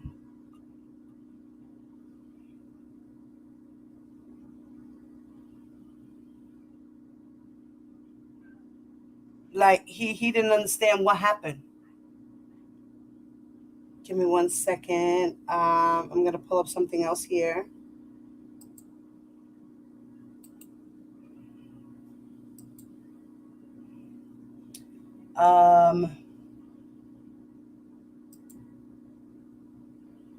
Okay.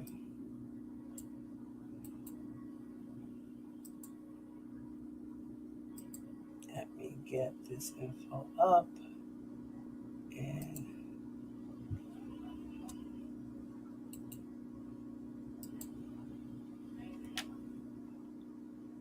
okay.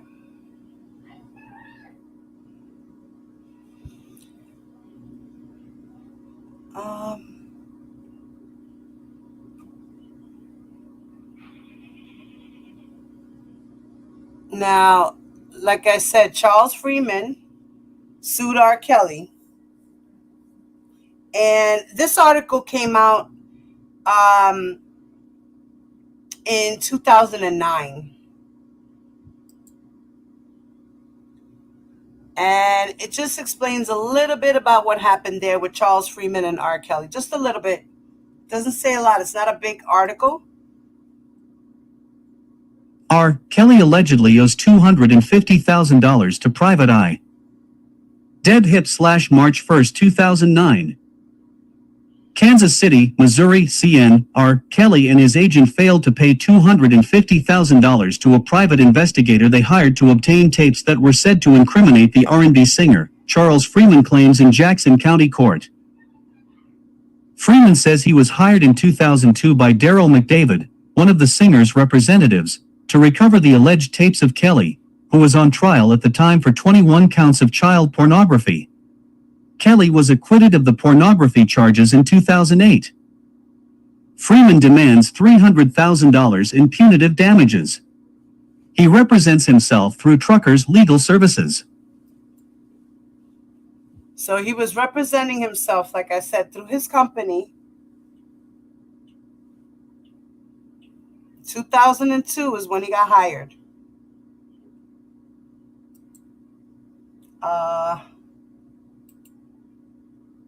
Where's the other information? Okay. Let's do this one here, which talks a little bit more about it. Let me, hold on. Coming, guys. I'm coming, y'all. Again, you know, you see R. Kelly's people around him were all snakes. They were all bad people. They were willing to be complicit in crimes and do whatever R. Kelly told them to do. It's crazy.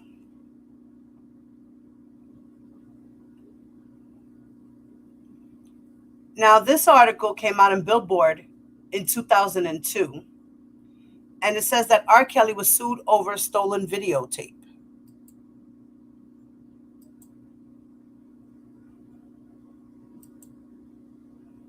R. Kelly sued over stolen videotape. Billboard staff. July 18, 2002. R&B singer R. Kelly, accused in Illinois of videotaping sex acts with an underage girl, is being sued by a Kansas City, Missouri, man who claims Kelly owes him $75,000 for recovering a stolen videotape.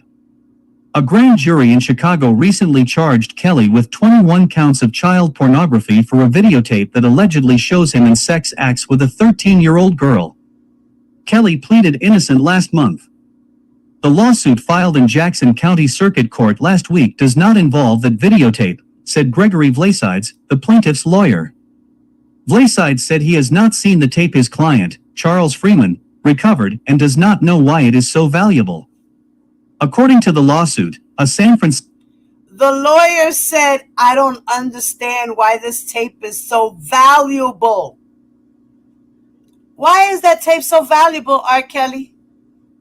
Why were you willing to pay so much money to so many people for this tape if it wasn't you on a tape with a minor? Francisco private detective employed by Kelly negotiated a contract with Freeman. The contract, dated R&B singer R. Kelly, accused in Illinois of videotaping sex acts with an underage girl, is being sued by a Kansas City, Missouri, man who claims Kelly owes him $75,000 for recovering a stolen videotape. A grand jury in Chicago recently charged Kelly with 21 counts of child pornography for a videotape that allegedly shows him in sex acts with a 13-year-old girl. Kelly pleaded innocent last month. The lawsuit filed in Jackson County Circuit Court last week does not involve that videotape, said Gregory Vlasides, the plaintiff's lawyer. Vlasides said he has not seen the tape his client, Charles Freeman, recovered and does not know why it is so valuable. According to the lawsuit, a San Francisco private detective employed by Kelly negotiated a contract with Freeman. The contract, dated August 21, 2001, promises Freeman $100,000 and up to $40,000 in expenses if he recovers the stolen performance tape. To get the money, Freeman was to recover the tape in 2 days and pass a polygraph to prove he knows of no other copies whether in whole or in part in any form, the contract said. As a further contract condition, Freeman was not to reveal to any third party the contents or subject matter of this agreement. Freeman found the tape and turned it over as specified, but was paid only $65,000, the lawsuit states. Copyright 2002 Association.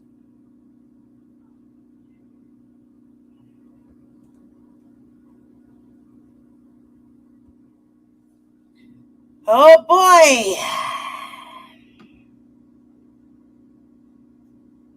According to the lawsuit, a San Francisco private detective, which we know to be Jack Palladino, employed by Kelly, negotiated a contract with Freeman. So Jack Palladino negotiated a contract with Charles Freeman to go and retrieve those tapes.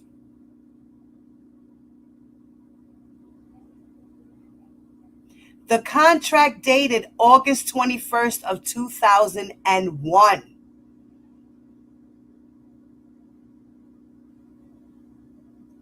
Jim DeRogatis didn't even get a copy of the tape yet.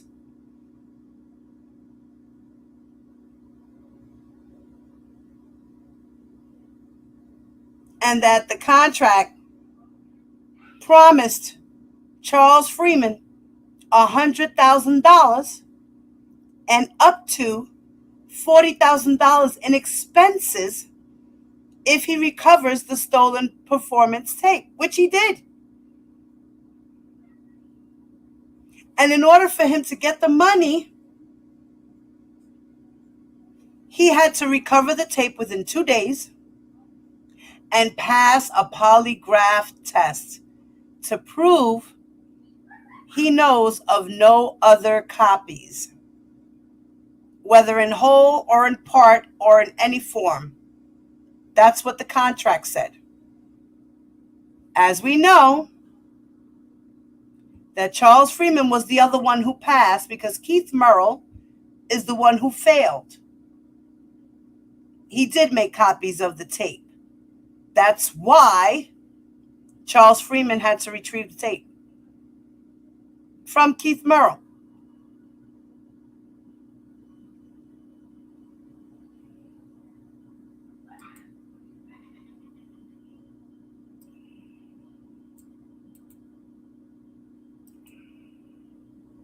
Okay.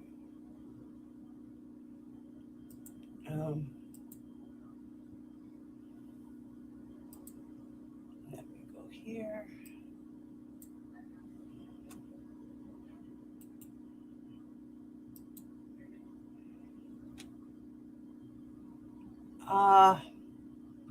Now we have here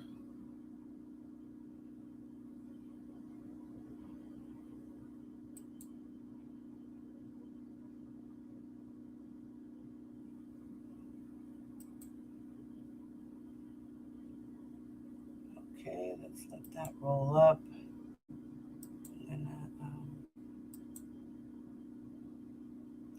Hey T-Bam, what's up 100? What's up 100, 100, 100? What's up Miss Showers? Hi lady. Now I have just wanted to show you talent and who they are. Now this came out in 2001. And these are the guys, hidden talent. Here they are. I don't know if you can see them too well because it's kind of black, blurry. I don't know which one is Keith here.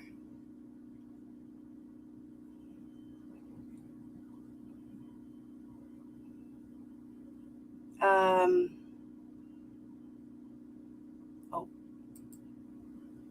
Okay.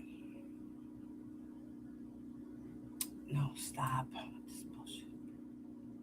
Okay, now I'm just gonna let this read off for a second because I gotta go step into my kitchen. Gotta step into the kitchen now. Okay. Now remember these guys, they're from Kansas.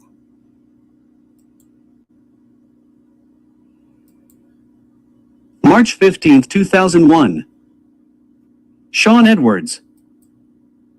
Kansas City natives Marlon Castor, Troy Hatcher, Keith Casino Morrell, and Ernest Bishop Dixon have written several of today's hottest R&B songs, but for now artists such as Joe and Coffee Brown reap the benefits while the trio known as Talent pays its bills and waits for its turn in the spotlight.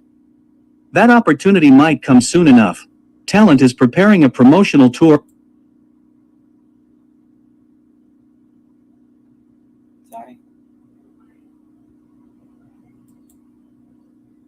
for its debut album, tentatively titled Bullseye, which is scheduled to be released this spring on Rockland Records, a subsidiary of Interscope.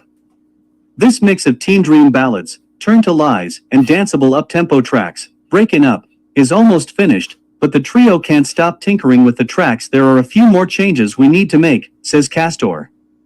We're adding new songs and deleting old ones. We want the album to be as hot as it can be when it finally comes out. Castor and Casino are hanging out in a nondescript recording studio and rehearsal space in Midtown. Both look like boy group members in training. Castor, clutching a cell phone, sports a patchwork leather jacket, dark denim jeans, Timberland boots, and a Tommy Hilfiger skull cap. As he speaks in an animated fashion, his shiny metallic watch and the iced-up crucifix dangling from his neck reflect the light in the studio. Casino's personality is more laid-back, but his wardrobe is just as flashy. He's rocking a caramel-colored velour Sean John sweatsuit, and his huge diamond earrings and necklace announce him as hip-hop royalty. The third member, Bishop, is in Atlanta working with the producing duo Neptunes, best known for their track work on Jay-Z's I Just Wanna Love You, Give It To Me, and Old Dirty Bastard's Got Your Money. Bishop penned Joe's Stutter, which is currently #1 on the pop and R&B Billboard charts, and he wrote Profile's R&B smash Liar.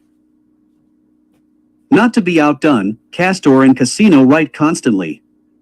I prayed that God would give me the talent to write when I was younger, and I just kept doing it, Castor says.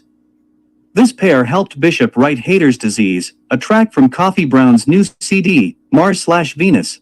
No Woman, No Man, a Coco duet with Dave Hollister that will appear on her upcoming solo album, and Why for the fledgling group solo. We love going into a room with the lights out and a bunch of candles lit, Casino says, explaining how the group gets into the mood to write. When we're in there, we clear our minds and just think about everything we have been through. Then we grab a dictaphone, catch a beat or a melody and start spitting into the recorder. By the time we come out of the room, it's ready.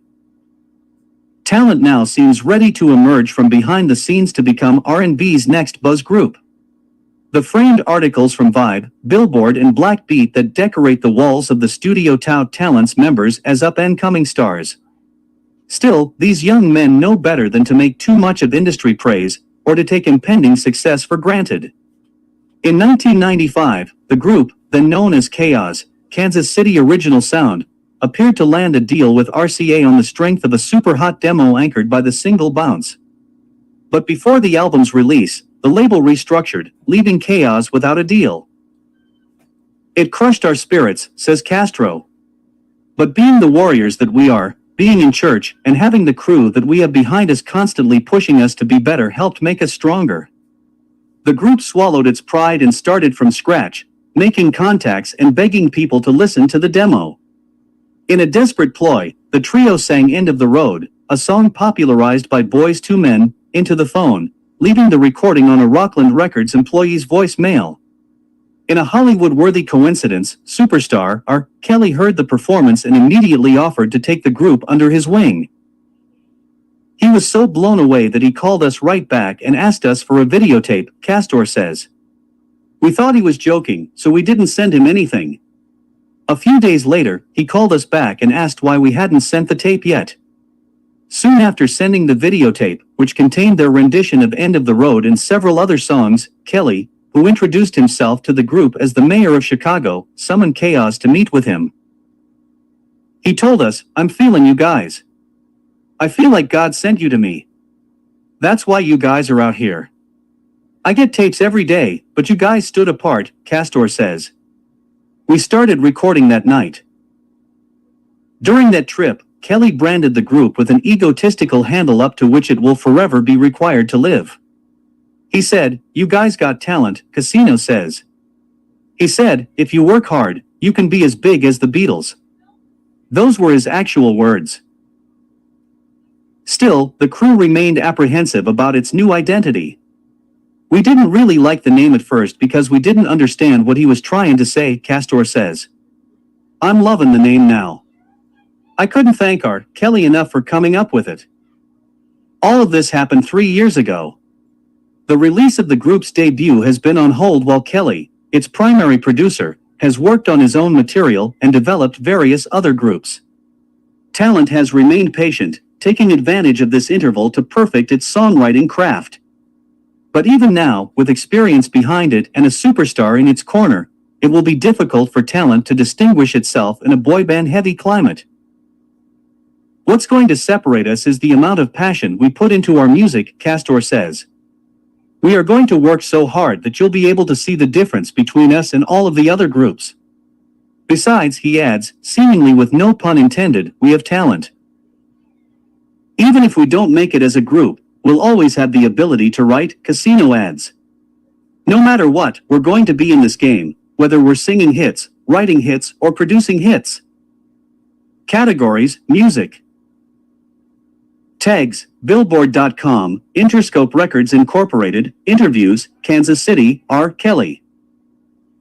More. Taco Cacao's 103 St location opens doors for Central Hub. Eat this now, the chocolate cup cookie from McLean's Bakery. Sorry, guys. Sorry, guys. I had to run out of the kitchen. I heard that it was ended. Okay, so you see how they met R. Kelly?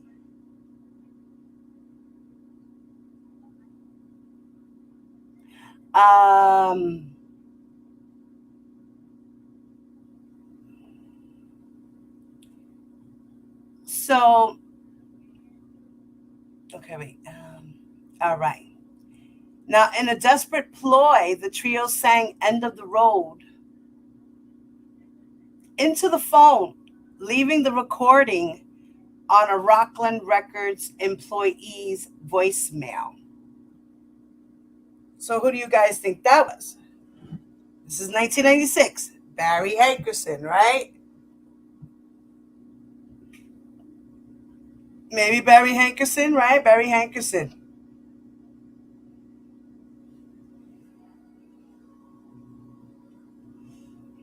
And R. Kelly heard the performance and immediately offered to take the group under his wing. Now, he did nothing with the group. Nothing. What did he do?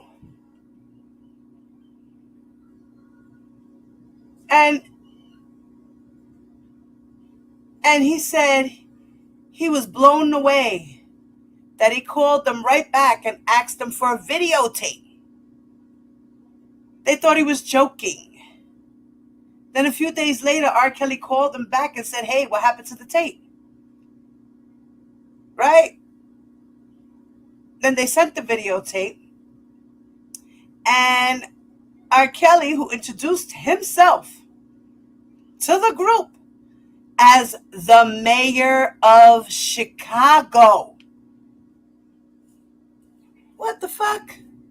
He introduced himself, y'all, as the mayor of Chicago. And this was in 1996, guys.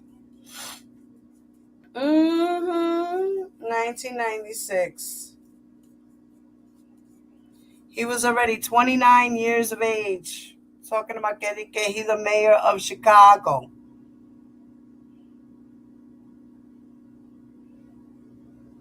Then he told them that he was feeling them. And that he feels that like it was God who sent them to him.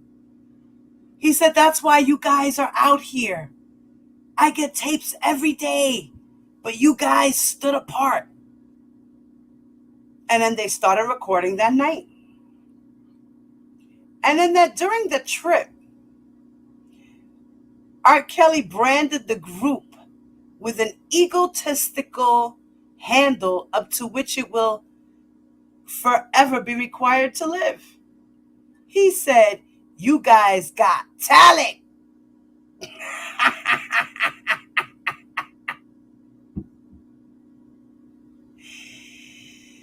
What?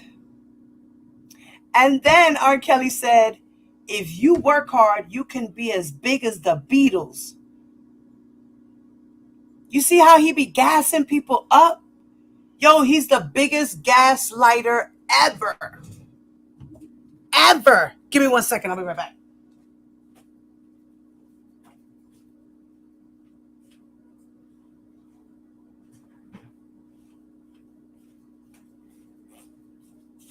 So that's how Keith Murrell was introduced to R. Kelly. And Lisa Van Allen, as she said in the video on Vlad's interview, that she met talent because of them being in the hotel and asking for food. They were starving. R. Kelly was starving them. They didn't have money of their own to pay for hotel food. They were broke, trying to come up. They thought R. Kelly could help them. Lisa Van Allen wound up ordering food for them.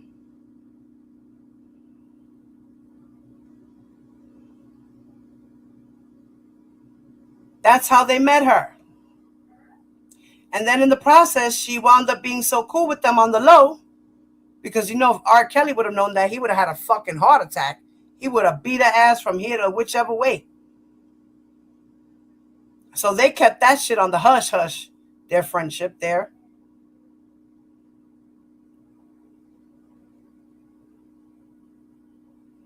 And they were kind of leery about their name, Talent.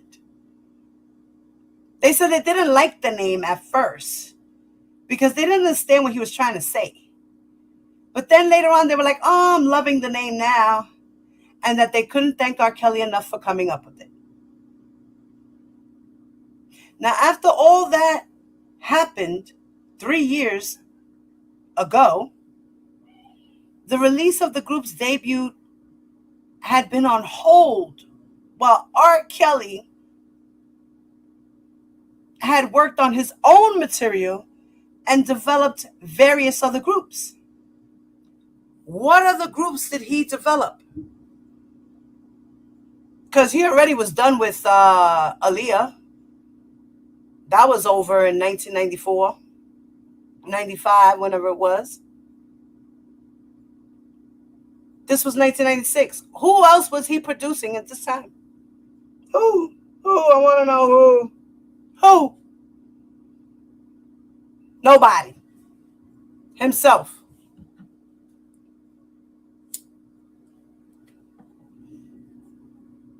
Now,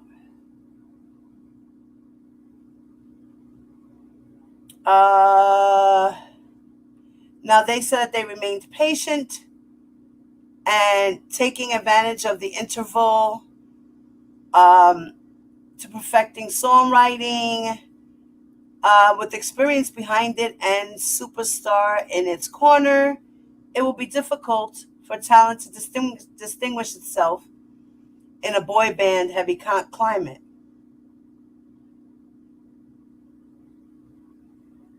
So R. Kelly didn't do nothing with them. Nothing.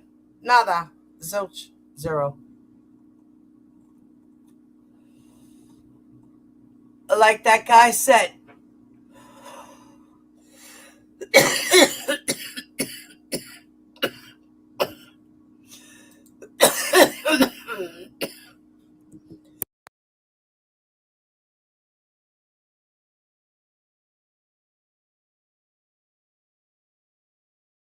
sorry about that, guys.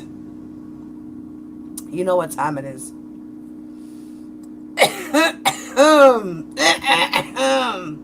Y'all know what time it is. So, this is the group Talent that was in cahoots with Lisa in hiding the tape from R. Kelly. She was just hiding it. She didn't know where to put it. She gave it to them. She entrusted him. And then she felt guilty herself and decided to be honest with R. Kelly and give back the tape. That's it. That's all.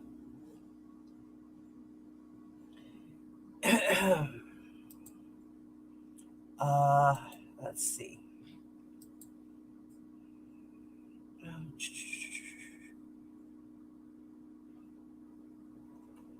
Okay. Now, let's listen to a little bit more about what happened in the 2008 trial. Here we go.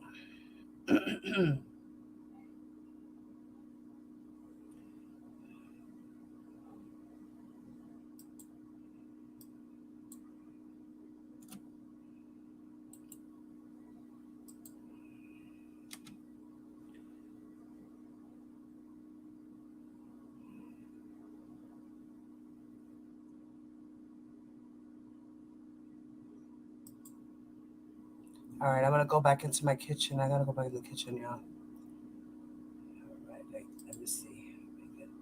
Wait till it loads all the way up. I got to check on my stuff in the oven.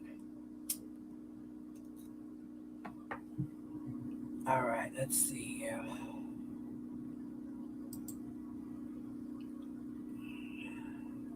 Oh, I got to wait. Okay. Okay, I'll wait. Calm down. Shit.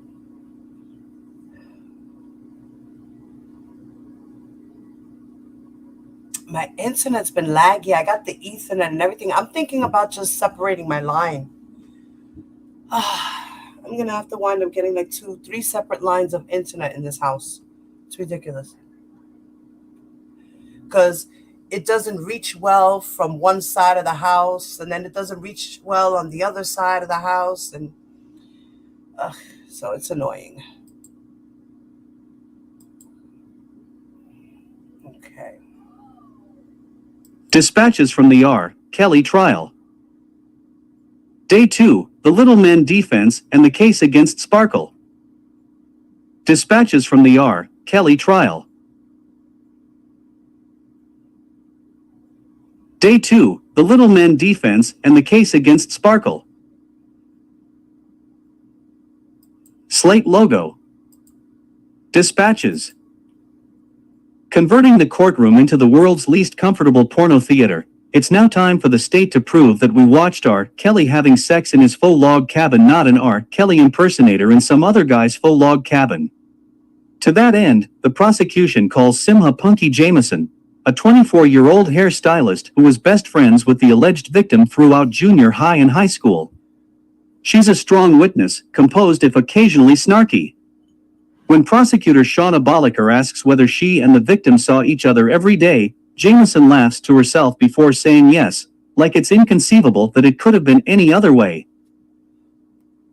Jameson says she met Kelly when she was about 13, through the alleged victim's family. After church one Sunday, they all drove to Hoops, the upscale gym where Kelly played basketball. From that day on, Jameson and her friend would visit with Kelly on the court, at his recording studio, and in his log-themed residence more than 100 times. While we're on the subject, some new log cabin facts from today's testimony. Along with the logs, the lower level of Kelly's former residence includes a short lap pool and a basketball court with a mural depicting the singer shooting hoops with the Tasmanian Devil. From the outside, the red brick residence, which you can take a gander at on Google Street View, looks less like a place where someone might live than some sort of small-time paper mill. His next-door neighbor was an Enterprise rent-a-car. Jameson says she heard rumors of an R. Kelly sex tape during her junior year of high school. She watched a bootleg copy at a friend's house in early 2002 and ran home crying after seeing the girl on the screen. I thought she looked just like my best friend. The giveaways, her face and her mullet haircut. The girls had come to a mutual decision to look like Billy Ray Cyrus, and Jameson recognized the short at the top, long in the back style. She also contends that the financial transaction at the beginning of the video isn't an indication that the girl on the video is a prostitute. Kelly frequently handed her friend various amounts of cash for shopping. The prosecution also implies, but never says directly, that Kelly bought the girl a PT Cruiser. On cross-examination, Adam Jr. repeatedly confirms that Jameson relied exclusively on her best friend's face and hair to identify the girl and timestamp the video. You can't tell by looking at a person's vagina how old they are, can you? He asks, then takes a stab at answering his own question. I don't think you can. Once it's well established that Jameson didn't pay much attention to the alleged victim's crotch and torso, Adam Jr. asks whether Jameson has seen a Wayman Brothers movie called Little Man. They took the head of Marlon Wayman's and put it on a midget, and it looked real, didn't it? Adam Jr. exclaims, emphasizing the last two words for maximum gotcha effect. Jameson looks at him like he's a lunatic or, at least, an astoundingly bad film critic. Not really, she says, her voice lilting in disbelief as the courtroom breaks up. Congratulations to the Wayman brothers. This is the first time Little Man has generated laughter. Amazingly, Adam Jr. is not kidding about any of this. Just as special effects turned Marlon Wayans, I know your last name, my friend, into a little person, he suggests. So might the sex tape we saw on Tuesday be some sort of digital collage of faces and bodies? He asks Jameson whether she can tell if the video has been tampered with. Judge Gahn doesn't allow the question. Just because she's seen the Wayman's movies doesn't make her an expert on morphing. Kelly's defense team can be forgiven for its ignorance of Little Man. Rare is the man who will admit to having seen it. Still, you'd think some junior associate might have mentioned to his bosses that it's, allegedly, a comedy, and derives its non-existent laughs from the fact that the film's mini-Wayans is ridiculously unchildlike. Perhaps Adam Jr. would have done better with an analogy to a movie where the CGI trickery wasn't played for laughs, something like, they took off John Travolta's face and put it on Nicolas Cage's body, and it looked real, didn't it? Or maybe, they took a sexy cartoon lady and had her kiss Bob Hoskins, and it looked real, didn't it? One must also consider that, despite being terrible, Little Man cost millions of dollars. The sex tape at issue here appears to have cost more like $1.50, a budget that would make it hard to employ industrial light and magic. Another problem with the Little Man theory, motive. I suppose it's theoretically possible that someone might blackmail a rich, famous entertainer like R. Kelly by superimposing his face onto a sex-having, urine-producing body. But why would anyone want to pull a Little Man on the alleged victim? She's not rich and she's not famous. The defense hasn't explained what other possible incentive there could be to tamper with her image. Having exhausted the Little Man line of inquiry, the defense tries to recruit Jameson to its side on the matter of the missing mole. The hairstylist, however, seems to agree with my magic marker theory. When the defense asks her to look at a photo of Kelly's back, she asks whether the mole/birthmark is real or perhaps some kind of stray mark on the print. Her final conclusion, it could be a cancerous mole, maybe. Kelly tilts back his head and laughs heartily, by far the most emotion he's shown all week. The only other time Kelly cracks a smile is when he offers a He laughed because he knew he ain't got no goddamn mole on his back. That's why he laughed. You see how they tried to treat the victims in this case? Horrible. demure wave to the two teenage female worshippers who are in the courtroom again, having thoroughly mastered the visitor's pass system. Discussion topic: is it crazier for teenage girls to worship R. Kelly or for R. Kelly to wave at teenage girls in open court? Based on Jameson's testimony, these girls seem to have a familiar relationship with Kelly. Jameson says that she and her best friend would sit at the record studio and do nothing, just sit, talk, and watch her, Kelly, from a slight remove. Tabling the more nefarious bits for now, it seems that Kelly, at the very least, enjoys the simple pleasure of having an underage girl entourage. Not every prosecution witness is as strong as Jameson. Benny Lee Edwards Sr., the uncle of the alleged victim, testifies that he recognized his niece on the video, and that she looked about 14. This testimony is less compelling once you hear Edwards take 10 long seconds to remember his own age, then botch his own son's date of birth. He also gets in a long dispute with the defense over whether police once found crack rocks under his hat. He contends that the crack was in his truck. What the hell does crack rocks have to do with him identifying his niece on the stand? Who gives a fuck he smokes crack? Who cares? What the fuck does that mean? He don't know his own niece? Oh, Lord. Truck. Wednesday's final witness is Benny Edwards' ex-wife, Dolores Gibson. A Chicago police officer and the alleged victim's aunt, Gibson admits that she first saw the sex tape and identified her niece as the victim way back in December 2001. The cops didn't get a copy until the Sun-Times turned it over in February 2002, and Adam Jr. presses Gibson on why she didn't follow her police training and turn over the tape immediately. "You're not telling the ladies and gentlemen of the jury that you saw your niece on that tape, are you?" he asks with all the incredulity he can muster. Instead, she told the alleged victim's mother to go to an attorney. Going to a lawyer, Adam Jr. contends, is a sign that for Gibson and certain other family members, this was always about money. This sounds like a preview of the defense's strategy moving forward. No.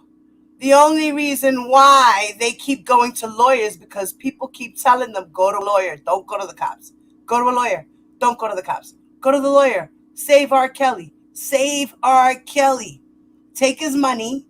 You get paid. You'll get compensated for him hurting you. But please don't hurt him. Please. Don't put him in jail. We need his money. They are the ones who wanted R. Kelly's money. That's why they pushed all these little girls to the side so they could continue getting R. Kelly's money. Nobody wanted money from none of these girls wanted money from R. Kelly. They wanted justice. And instead, they got turned away and said, go that way, get paid, and shut up. Forward. According to the defense, the mastermind of this plot was Gibson's sister-in-law Stephanie Edwards, aka R&B singer Sparkle. Sparkle was once a protege of Kelly's. He produced one of her albums, and they did a duet together in 1998 called Be Careful. When Kelly declined to continue working with her, Adam Jr. shouts, Sparkle had an axe to grind. The sex tape was Sparkle's tool to extort her former mentor.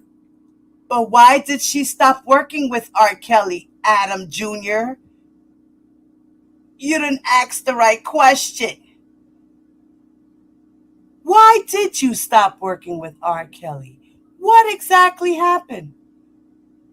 I heard rumors that he was trying to sleep with my niece.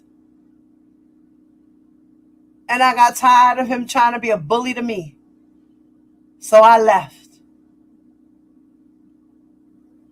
He married Aaliyah. That was enough for me. And I left.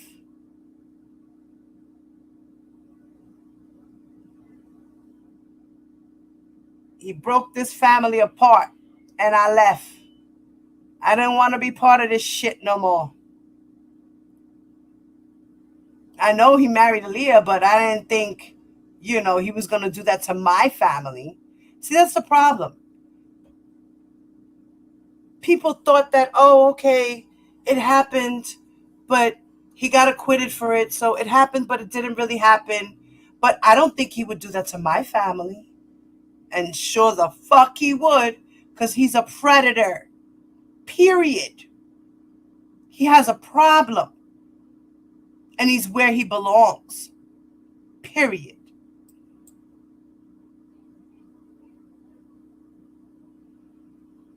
Mentor to solicit a hefty donation from the R. Kelly Foundation for girls who have been abused by R. Kelly. The jury doesn't know, however, that Kelly has a history of paying off his underage accusers, and the defense is hardly going to be the one to tell them about it. Instead, Adam Jr. sticks to attacking Sparkle's credibility even before she takes the stand. Gibson denies the defense's contention that she didn't turn over the tape because she knew it was a phony. Here, the Sparkle and the little man theories converge. Maybe, just maybe, Sparkle knows the Wayman brothers. Saying that maybe she knows the...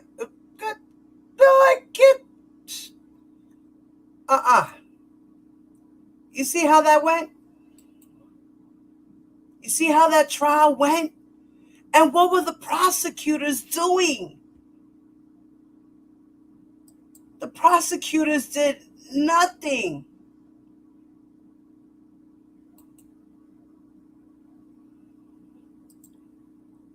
The prosecutors did nothing. Let me see if this is the same, if this is another part of the,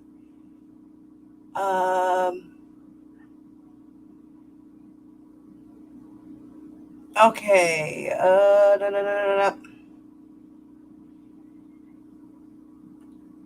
yeah, okay, this is another article about the trial. Let's listen. I'm gonna,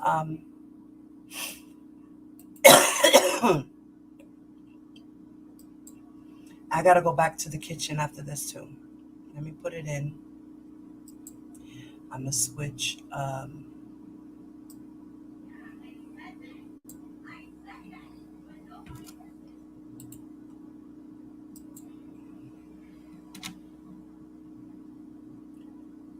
Okay, so we are keeping our feet on R. Kelly's neck because that's what we do over here, right, guys? We got to keep R. Kelly in check. We over here like to let the world know the truth about R. Kelly, the alleged truth about R. Kelly. But we know what we know because we feel it in our hearts and in our soul, you know. The same way you guys over there, you know, feel he's innocent in your heart and in your soul, allegedly. Okay, why isn't that responding?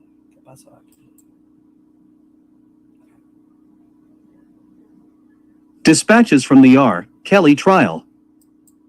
The prosecution doubles up, then rests. Dispatches from the R. Kelly trial. The prosecution doubles up, then rests. Slate look. Dispatches. June 3, 2008, 10:26 a.m. Dispatches from the R. Kelly trial. View all entries. By Josh Levin. Click on the Josh Levin. Since I left you a week ago, R. Kelly's little man defense faced its stiffest challenge yet. Grant Fredericks, the prosecution's forensic video analyst, testified last Thursday that to do a convincing job of morphing a 27-minute, 100,000-frame video tweaking the shadows, matching the eye blinks would take 44 years of steady work. Since Kelly is 41 years old, the architects of such a cut-and-paste job would have needed incredible foresight, or access to a flux capacitor. Womp womp. It's a real tape. It's not a fake one. Ba-doop, ba-doop. What do you know? It would take 44 years to create a fake tape with all the technology that was back then. Boom. And R. Kelly was 41. Go figure. Capacitor. Fredericks also matched knots in the wood of Kelly's log cabin to those seen in the sex tape's log cabin. And despite the defense's contention that Kelly's distinctive mole could not be seen on the tape, the video analyst pointed out a quite comparable dark spot on sex tape man's back. Unless Kelly's attorneys can conjure a forensic dermatologist, a forensic lumberjack, and a forensic Wayans brother, I'd say the tape is looking pretty unassailable. But all is not lost for the defense.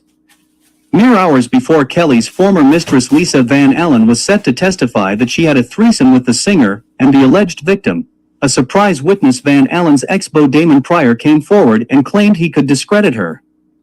In court this morning, state's attorney Shauna Bolliker argues that Pryor shouldn't be allowed to testify once the defense starts its case, as everything he would say is unreliable hearsay.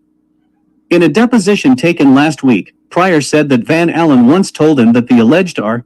Kelly sex tape was actually created by two gentlemen from Kansas City named Chuck and Keith, heretofore unknown Wayans brothers, as a scheme to extort Kelly. Judge Vincent Gahn denies the prosecution's motion to exclude Pryor's potential testimony. It's not hearsay, he says, if Pryor is impeaching Van Allen's testimony, and it's up to the jury to decide if he's credible. Before the jury has a chance to formulate an opinion, defense attorney Sam Adams Sr. stipulates that his surprise witness is a con man. As he cross-examines Van Allen, who did finally take the stand on Monday, Adams Sr. asks if she's aware of Pryor's many aliases, Omar Reeves, Michael Russell, Basil Muhammad, Tull, and Jamal Carolina, a handle that Pryor perhaps conjured with the help of the Ron Mexico name generator. Adam Sr. also inquires if Van Allen knew that Pryor had 2 social security numbers, that he had been convicted of federal bank fraud, and that he had previously pulled the surprise witness stunt in a case that sounds even weirder than this one, that of a black nationalist cult leader known as the Green One and or Imperial Grand Potentate Noble, Reverend Dr. Malachi Z. York 33720. The Green One was eventually convicted of child molestation. Why is the defense trashing its own guy? In the hope that some of that trash sticks to Van Allen, who's shaping up to be the state's star witness. Under direct examination, Van Allen, wearing a low-cut for criminal court black baby doll dress that billows over her 4 months pregnant belly, says she met Kelly in 1997 or 1998, when she was 17. During the shoot for his Home Alone video, Kelly's cousin Blackus sidled over and said that the singer wanted to meet her. A few moments later, they were having sex in his trailer. Within the year, Van Allen had found... You see, that's why Damon Pryor wound up going back, going to R. Kelly. That's why he went to back for R. Kelly, because he was upset at the fact that Lisa Van Allen left him and went back to R. Kelly with his daughter. And I'm pretty sure R. Kelly's peoples paid that guy off to go against her as well. So he had 2 motives: get revenge, get paid. He was a liar on the stand for Malachi York's case, which I'm going to get into after this. So let's continue. I got to go back into the kitchen. I just had to run over here, and before I lost my train of thought. Had found gainful employment as the woman who simulates intercourse with Kelly during his stage show. Around the end of 1998, Van Allen says, Kelly brought her to the log cabin to meet the alleged victim, a girl he claimed was 16.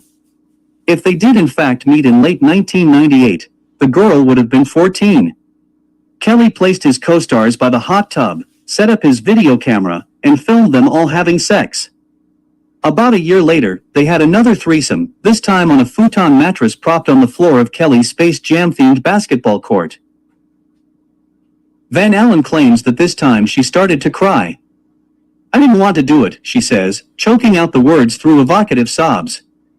Kelly didn't take her crying jag well, she says. He got upset and said that he couldn't watch that he couldn't do anything with that.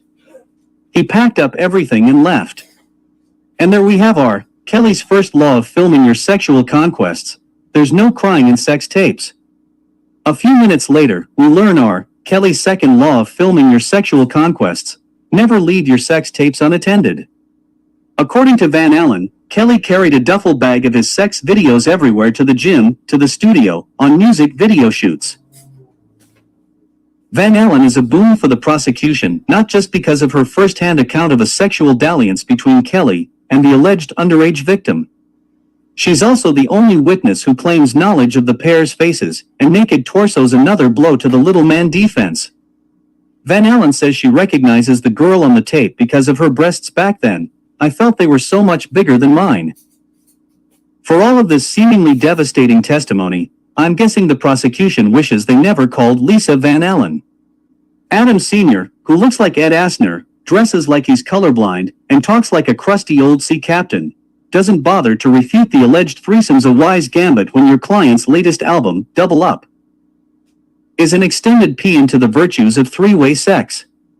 Just as Kelly's attorneys painted former Kelly protege Stephanie Sparkle Edwards as a disillusioned extortionist, the defense harps on Van Allen's motive and credibility.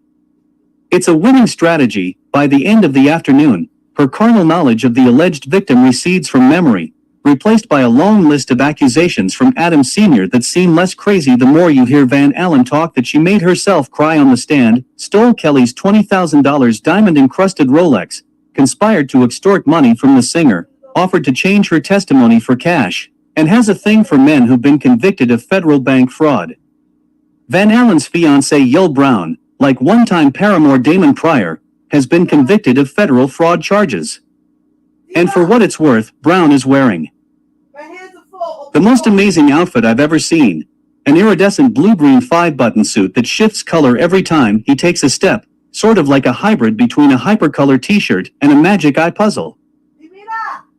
Counter to Pryor's deposition, Van Allen denies that she ever said anything about Chuck and Keith in Kansas City making the sex tape at issue in this trial, or that her part of the scheme was to use her relationship with Kelly to extract a few millions from the R&B star.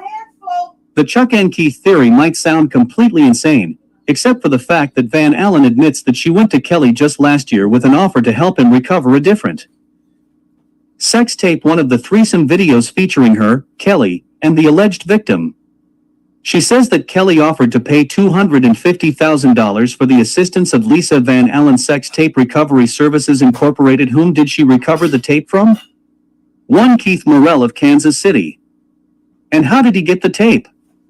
Lisa Van Allen Sex Tape Thievery Services Incorporated. Van Allen admits that she's the one who originally swiped the threesome tape from Kelly. Don't forget the second law of filming your sexual conquests, though Adam Sr. strangely doesn't ask how the tape got to Kansas City. Morrell eventually came to Chicago with the tape, she says, and they watched it in a hotel room with a handful of Robert's people. The singer's accountant then gave Van Allen and Kansas City Keith $20,000 apiece. The tape has never been seen again. Of course, Adam Sr. is on somewhat thin ice here.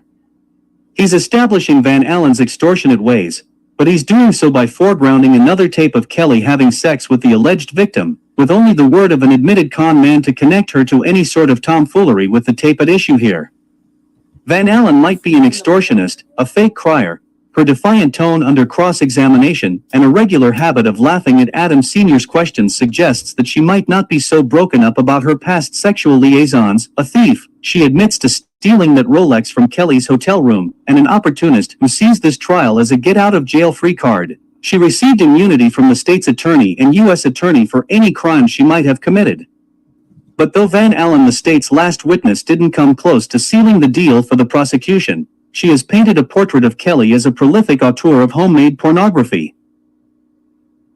As the defense gets set to make its case, members of the jury must ponder whether they think it's more likely that Kelly, the Wayans brothers, Ray Harryhausen, or Keith from Kansas City made that video. Or perhaps it's the mysterious Chuck who will reveal the trial's biggest secret. He is, after all, the namesake of the pastor's secret gay lover entrapped in the closet. Could Chuck be having an affair with Keith? With our Kelly? With Yo Brown in his hypercolor suit? Ha ha ha! Can you believe that shit? This prosecution on this state case was horrible. All these holes that the prosecution could have poked into, and they didn't. I think that whole case was just, it was set up from the get-up.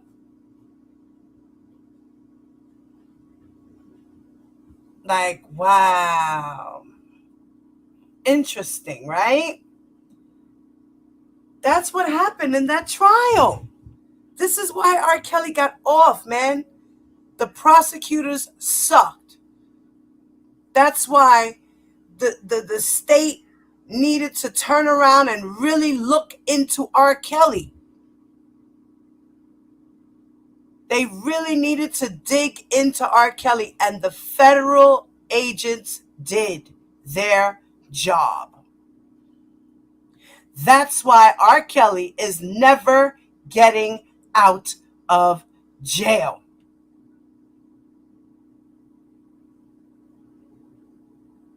He will do a long time. This is his karma.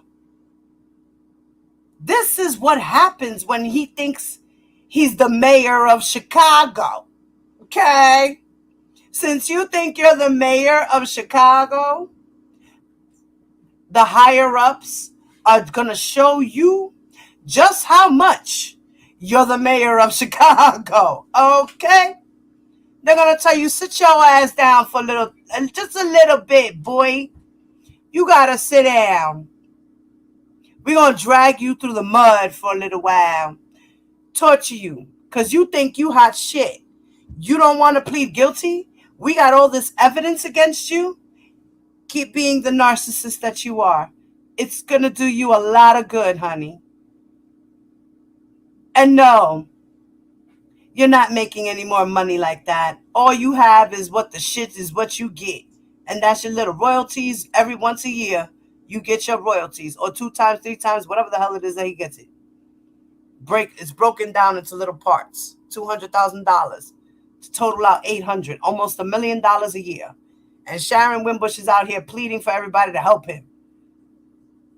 Because the $1 million a year is not going to help him to get a good lawyer.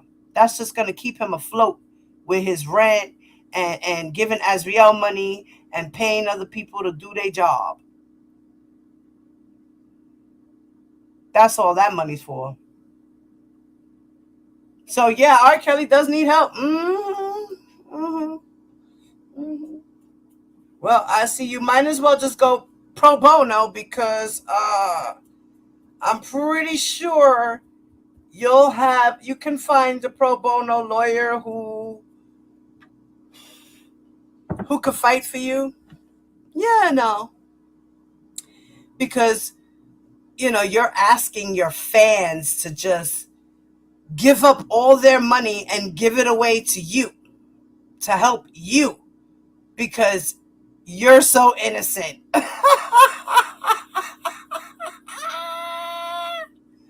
Where the fuck?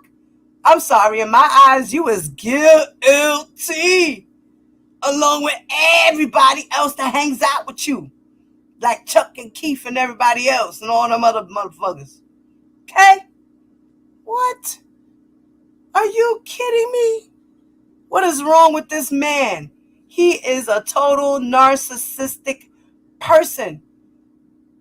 He has a narcissistic personality disorder. Yes, he is a true narcissistic man. He has developed to be this way. That's bananas. This case was a mess. The fuck? What? I wish I would have been a lawyer and been on that case. Now,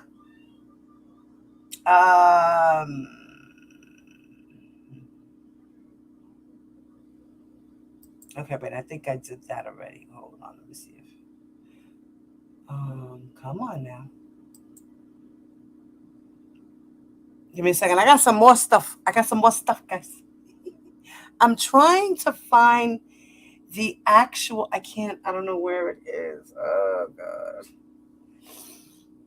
I have the actual complaint from Charles Freeman and R. Kelly, and I don't know where the hell in the world I did with it. I don't know. Okay, so we did mention this. Okay, I could close this. We did talk about that. Hold on. Okay, this is now.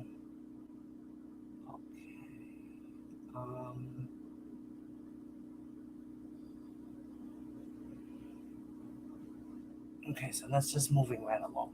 That's okay.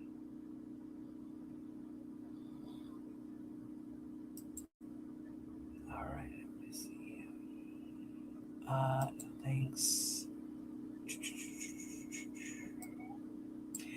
Now, we know that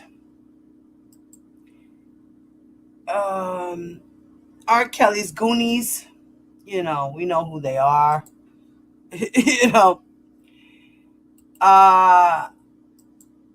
James Mason, right? He just, his case was just dismissed. And he was told to stay away from the Savage family and Joy as well. That was part of the agreement. You know, they dismissed the case. You stay away from me, I'll stay away from you. You stay away from my daughter, we'll be okay. So now my thing is, I wonder if Mr. Mason returned to work for Mr. Kelly, which I doubt very highly, because R. Kelly's in jail and he's not supposed to be anywhere near Joycelyn.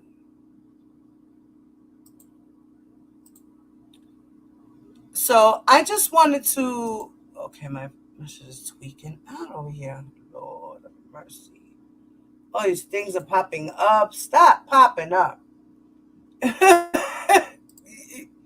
No, what are you doing? All these things are popping up. Okay, I hate this.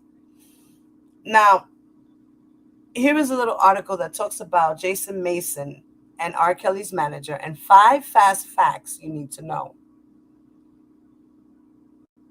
Oh, Jesus Lord. Okay. So, according to TMZ, R. Kelly's manager, James Mason, is wanted by the police. Now, this came out in 2018, I think, or something like that. According to TMZ, R. Kelly's manager, James Mason, is wanted by the police after the father of one of R. Kelly's girlfriends filed an incident report saying that Mason called him and threatened to kill him. Now, Tim Savage, the father of Joy Savage, said that Mason left him a voicemail saying, "I'm going to do harm to you and your family when I see you. I'm going to get you. I'm going to fucking kill you."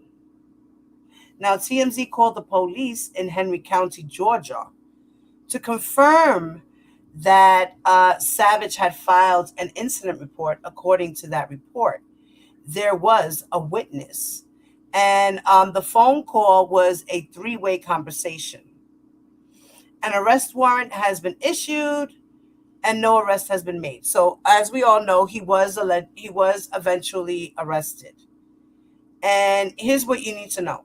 Number 1, the police have labeled Mason's actions and words as terroristic threats. Now, there was a post, but it was taken down. And then it says that according to the BuzzFeed News, Tim Savage has been trying to reach out to his daughter, as we all know, by phone since May 23rd, when he said Mason first started threatening him. Now, Henry County investigators interviewed the Savage's teenage daughter, who heard the exchange. Police told the Savages that the charges against Mason have been labeled as terroristic threats. So the cops also investigated, they interviewed Jay, the other daughter. And that the police had told the Savages that the charges against Mason have been labeled as terroristic threats. Now, Joy Savage has not released a statement concerning the conversation between Mason and her father, but she was approached. Oh, so Joy Savage has not released a statement concerning the conversation. So it was her who was there, Mason and her father, but she was approached by TMZ on the street in Beverly Hills soon after the news of Mason's alleged threats went public. So you see how R. Kelly does this shit? Because he set everything up. As soon as all the rumors started, he's trying to say, oh, they're saying that they're held captive and this and that and this and that. Well, I'm going to have to go out with them and make it look like we go out all the time and we hang out all the time. And we do normal things. And you do go outside in normal clothes. You're not in sweatpants. You wear heels. You got on tight pants. You got on a nice long sleeve shirt. It's tight, but it's not that tight. And it's long sleeve and it's buttoned all the way up. And they're walking around the mall looking cute.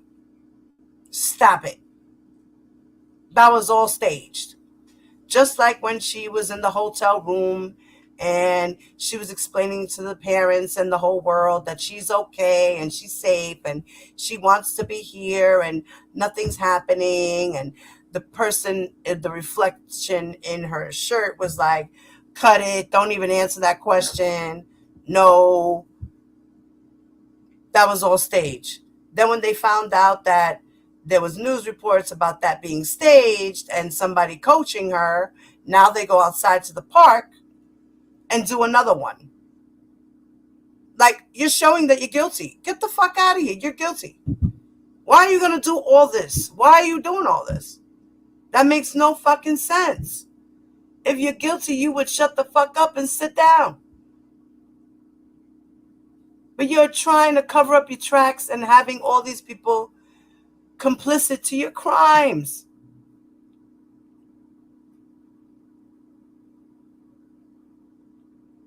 Now, according to the police, this incident is still being investigated. And the investigation started back in May when Mr. Savage first spoke to Mason. Joy's family has not spoken to her in over 2 years. That was at the time. Now it's more than that. Now, Mason fact number two, is that Mason says his lawyers will contact police, that he will cooperate, but maintains he did not threaten Joycelyn's dad.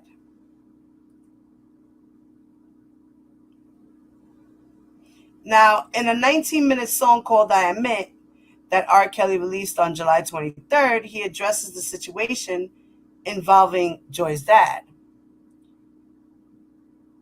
If you really, really want to know, her father dropped her off at my show and told this boy to put her on stage. I admit that she was over age. First of all, in this dumb shit, you're going to say, I admit that she was over age. What does that mean? And told this boy to put her on stage. I admit that she was over age. Like, he didn't really want her to be on stage unless she was underage. I mean, really? That's how I see that line. I admit that she was over age. So what the fuck does that mean? I wish she was younger. I admit I wish she was younger. I wish she was underage. I admit that I wish she was underage. He said, I admit that I was feeling her, and I admit that she was feeling me. No, the fuck she wasn't. She told you she wasn't. She went back and she told her boy everything. She told them that you raped her. You just threw yourself on her like, here, take the dick and shut up. Then he says that I admit that that's the shit that comes with being a celebrity. I ain't chasing these ladies. These ladies are chasing me. What? So now you don't want your fans to come to see your concerts? Because that's what it is. They're coming to see your concerts. They're going to clubs. You're performing there. So now you don't want the ladies coming to see you at your concerts because they chasing you. You take their money and then you take their daughters. That's what it is. So here you are getting paid for girls to chase you, right? Right? But I don't know. I thought that when someone's chasing you, they would give you their number, right? If I want somebody, I'm going to give them my number. Here you go. Call me. All right. What the fuck you think he did? He said, yeah, her right there. Give him my number. Yep, that's the one. I chased her. She didn't chase me. I chased her because I gave her my number. I told her, call me. It's up to her if she wants to call me or not. She's not the only lady I gave my number out to tonight. There's like 80 of them in here. Out of the 80, let's say 15 call them back. And let's just say maybe 10 visit him. Okay? How about that? So I think you're chasing all the ladies, Mr. Kelly.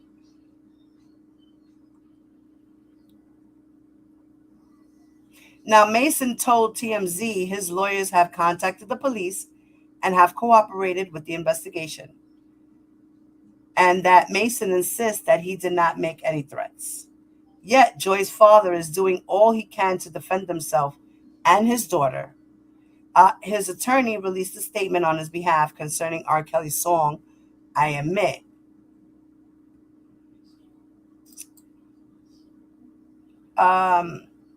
And here is the video. I don't know if it'll play here or if it's going to have to take me to. Let me see. That details how Mr. Kelly became involved with their daughter.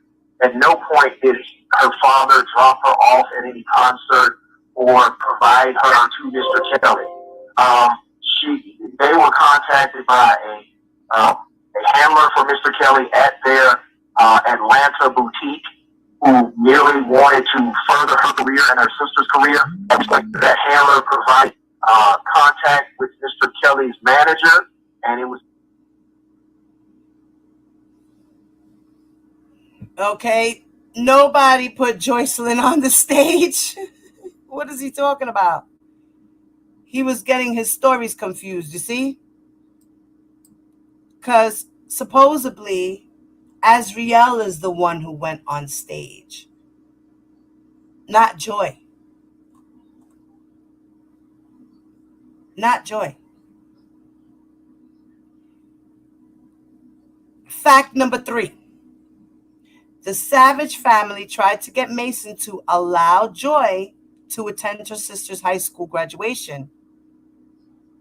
And before any news of any alleged threat had been reported to police, Mr. Savage tried to convince Mason that he should let Joycelyn attend her little sister's graduation.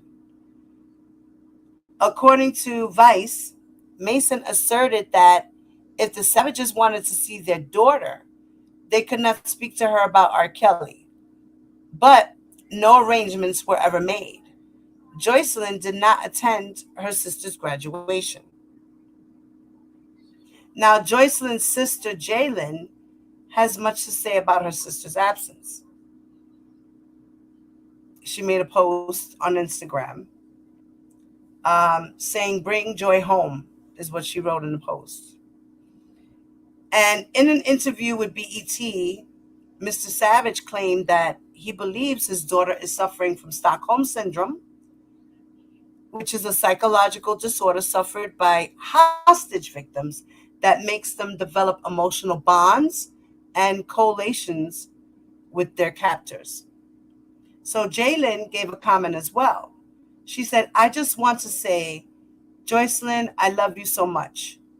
What R. Kelly has done to you, nobody needs to go through what you've been through and what those other girls have been through. I love my sister so much, and I just want to see her how she used to be."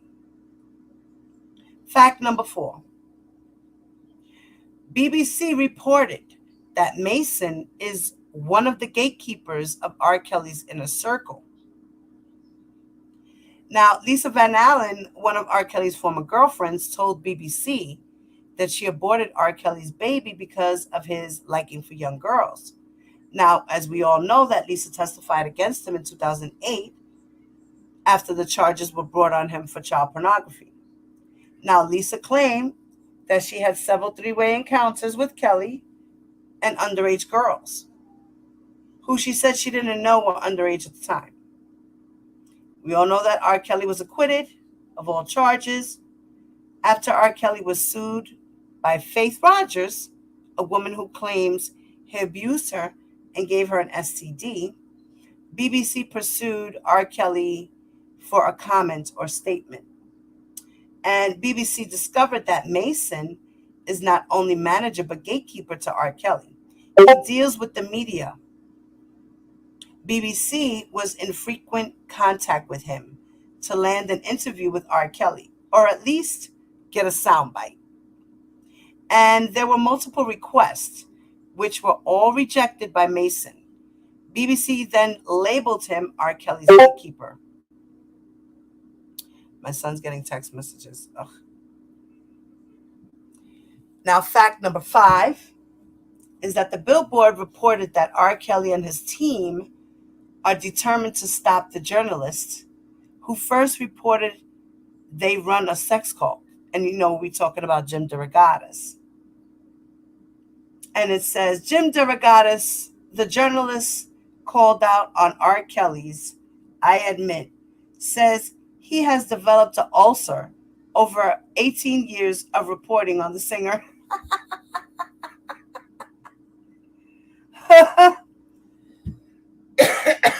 Jim has gotten ulcers dealing with R. Kelly's bullshit for over 18 years. And the most recent story from R. Kelly's gatekeepers, including Mason, is over what they believe to be a conspiracy theory forming against R. Kelly and his family. Now, when the press calls to speak with Mason, R. Kelly believes they are mostly running off tips spun off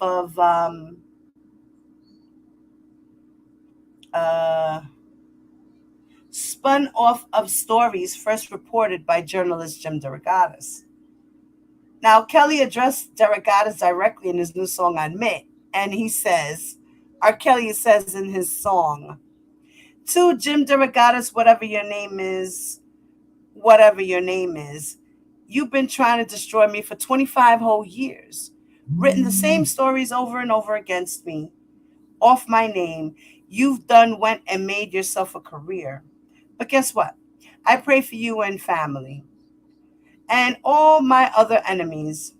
I'm not going to let y'all steal my joy. I'm just going to keep on doing me. I mean, that's what you've been doing for all these years. I mean, you had such a problem with Jim. Why did you never sue him? Why didn't you sue Jim if these things were not true about you? You could have sued him for defamation. You could have. I don't understand why you didn't. That wasn't important to you? I think that would have been important to me if I was innocent. This man is out here slandering my name. He's saying that I'm messing around with little kids. I'm taking his ass to court and I'm taking everything, including the fucking Sun Times. How about that? That fucking newspaper's gonna be mine. I'm gonna own that shit. You lying on me? That business is mine. But that's not what he did. He continued. As he said, he gonna keep on doing him. He's like, they should have figured this out 30 years ago. It's too late. Nah, Papa, it's never too late, Papa. Where there's a will, there's a way. And when God wants it to be the way, God is going to make it happen. And he sure did. He shed light on your situation to the people down here who were going to work with it. Shed light. They said, this man needs to be stopped. He's ridiculous.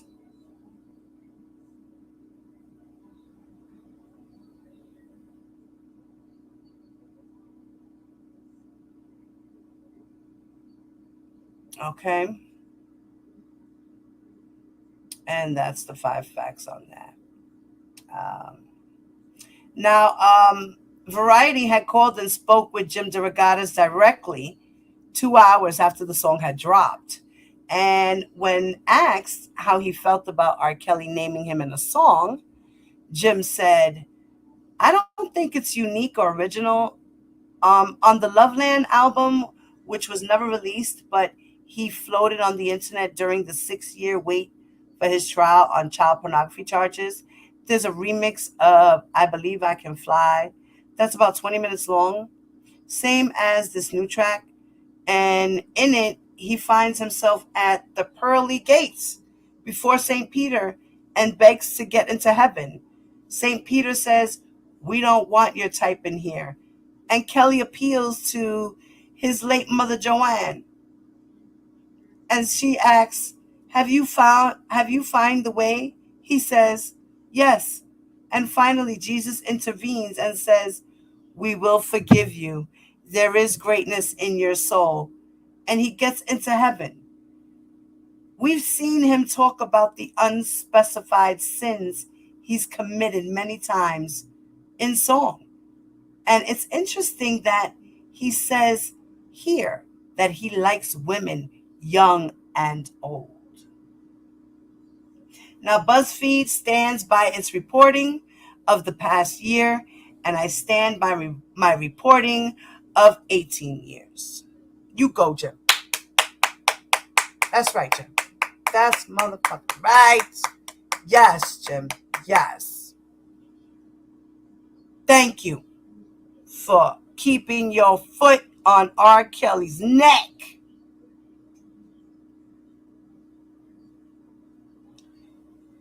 Okay. Now, let's see what else I got under my sleeve here. What trick do I have for you guys? Hold on. Wait. Something happened. I lost. Okay. I lost both you guys. Here we go.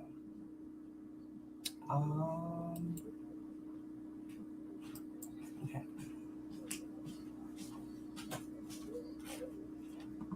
All right. Now, in this part, which we got one more part, and then I'm going to end the live. I haven't been on the screen. I don't know what you guys are going through in this chat. But I'm pretty sure y'all going in. Because over here, we give the facts. Yeah, no. People don't like when we do that. But it's okay. We got to do what we got to do over here. Sucky now. I got to go all the way down. All right. Now, this guy, Malachi York, was charged with molesting children. And he is part of the Nuwapians. And they're like a religious cult, kind of. And it's a lot. I didn't want to, it's really a lot. So we're not going to, he falsified his identity. He did a lot of things, this man. He allegedly molested people. But the reason why we're coming to this is because Sam Adams, who was R. Kelly's lawyer, one of R. Kelly's lawyers in his 2008 trial, decided to bring this up about Lisa Van Allen's ex-boyfriend, Damon Pryor, who was the witness in the trial of 2008 for the defense, which is R. Kelly's side. And he came there to discredit Lisa Van Allen's testimony so that her testimony could be impeached. But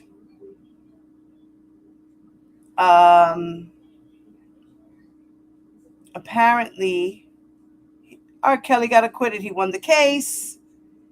And yeah, So that was a lot. There's hold on, y'all. Okay. Now,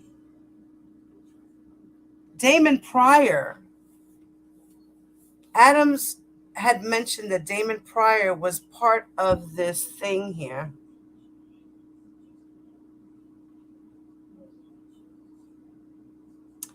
And that he lied against Malachi York. He had said that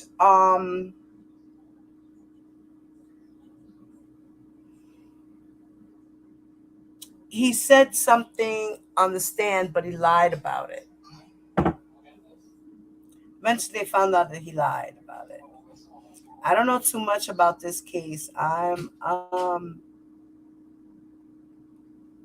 It's a lot. I haven't really been able to really sit and dig and really, look into it, but here we go. Now, in this here, it says that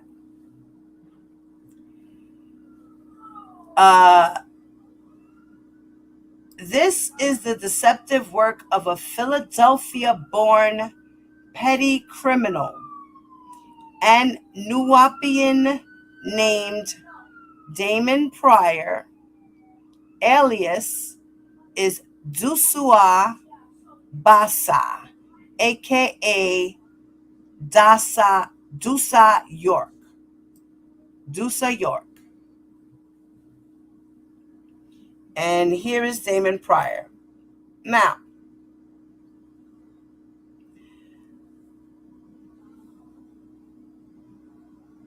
he's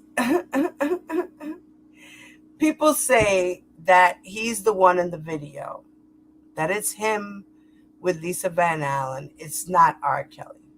Now, you have to remember the reason why this happened is because a little bit kind of in a side profile, the way the video was put together, and they always show certain snapshots of R. Kelly in the sex video, and then they tried to compare it with him, and it's only because of the way the shots are, it might look like it might be him, but we all know it's not, because for those who really saw the whole tape, you see R. Kelly adjusting the camera. Like, he's literally in the camera. Like, his face is in the camera. Like, you see his whole face. He's right up in the camera, adjusting the lens. They never show that part. All these little snippets that have been out here in the streets do not show that part of the videotape. They don't. They don't. I wish I would have still had that and maybe took a snippet of myself and been like, look at this. Look at this. How about that? So as we see here, this is Damon Pryor. And he has a pretty good record here. He was arrested at the age of 28. He was arrested at the age of 31 and arrested at the age of 25. His bond was $784 for one, another bond for $500, another bond for $2,520. Now, he was definitely a criminal. Petty shit. It says, this phony and wannabe York promotes the fake Malachi York birth certificate, but to further incriminate himself and the cult, he also promotes a fake birth certificate for himself. Why? Because he hates being Damon Pryor, an American Negro, and pretends to of the family Malachi York. So here is the certified copy of entry in Register of Births. And it says here, his full name is Dusa Basa, male. It says his father's name is Malachi York. Occupation of pastor. Ethnicity is Guyana, or nationality, Guyana. Religion is Christian. Maiden name, Vernice. So I guess his mother's maiden name is Vernice Mensa, and the nationality is Guyana. And I guess when born February 3rd of 1975. And he was born in the government hospital. I can't tell what that says there.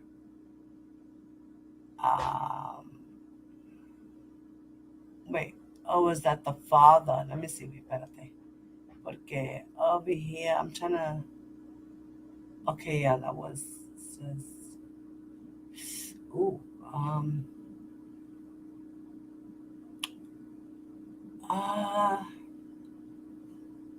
Witness any hand, 27th day of May of 2008. Witness any. So this was in 2008. He got this birth certificate. Let's see. It says, from what we can see in the fake birth certificate of 1975, the person filling out, it's supposed to be filling out the information, is the same person's handwriting that does Damon Pryor's, aka Dasa York's, fake Guyana birth certificate in 1975. The bottom line here is that you can't trust York or any of his cult members. Deception is at the core of the Nuwaubian cult. From he being from a fake planet he calls Riza, to Sudan, to Guyana. It's all lies, and only a fool would continue to follow that kind of madness. York has demonstrated a track record of falsifying documents of which he's been convicted of, lied about being a Sudanian, lied on his own mother by painting a picture that she would abandon her newborn to travel to another country to have sex with men she didn't know. He lied by claiming to be a Liberian with diplomatic immunity, as well as a Native American chief born in the country of Guyana, where the birth records can be found the same exact statements regarding Sudan, and the list goes on and on. Here's additional evidence that York was always an American citizen, not Sudan or Guyanan. This is from the consular report of birth abroad legal document regarding York's Sudan's daughter by his wife, Fatama Sensue. Oh God, I don't know if I pronounced that right, but okay, his daughter Amel was born a U.S. citizen. Okay, so this is about the next thing. Okay, so Damon Pryor was part of a cult.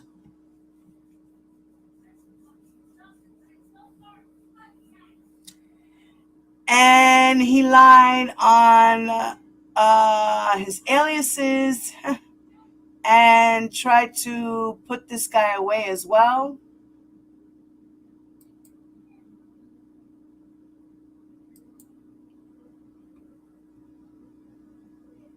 That is just a lot. It was a lot of stuff. That's a lot of shit. So Damon Pryor is a piece of shit. Sorry that you went through what you went through with him, Lisa. Thank God you did leave. Sorry that you wound up bumping into the next person after that. And I don't know if, I don't think she's still with Yul Brown. Where's the, I lost that article. What did I do with that art? Oh, man. Wait a minute. Where'd it go? No. All right. Well, because I actually have the article where he had his testimony and it was part of the transcript and stuff like that. It was a short little part. Now I don't know what the hell. Why is it not here? Wait a minute. Where is that article? Oh, Lord. Okay, well, whatever. My point to Damon Pryor is that he's a piece of garbage. He was upset with Lisa, wanted to get revenge, and try to get money out of R. Kelly at the same time. So he could feel good about himself at the end because he's a criminal, basically. A lot of things went wrong in that 2008 trial that should not have happened.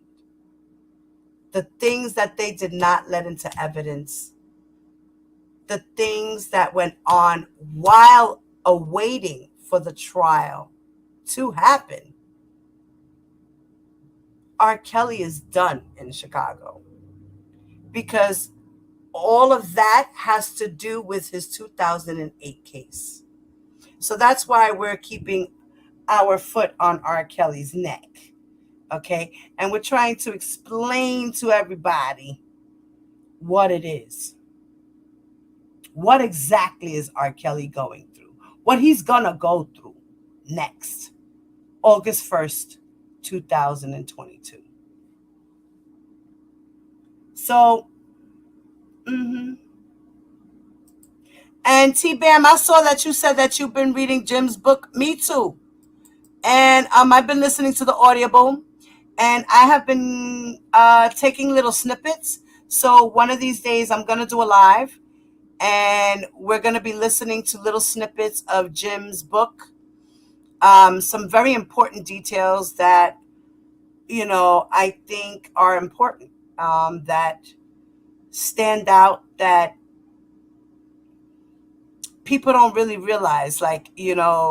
Sometimes you read it and maybe it takes 2 times or 3 times for you to read the story, for you to go, oh shit, I didn't pay attention to that the first time. What? You know what I mean? So we're going to break it down in parts. Okay? Hey, lovely ladies. What's up? Just 504 girl, Aisha. What's up, Miss Me, Miss Mo? What's up? True Strong. Did he pay Chicago too? What do you mean if he paid Chicago too? If he paid Chicago off? What do you mean, True Strong? Ask your question again, mama. Is the book on Amazon? Baby, listen. The book is on Amazon. The book is also on Scribd. That's where I got the audio from. I got to listen to the audio on Scribd because I actually have the book from Amazon in my library, but it's without the audio. And my subscription to Scribd, I was able to listen to it. You only pay $9.99 a month, and you can listen to as many unlimited audios as you want, as long as they're in the Scribd library.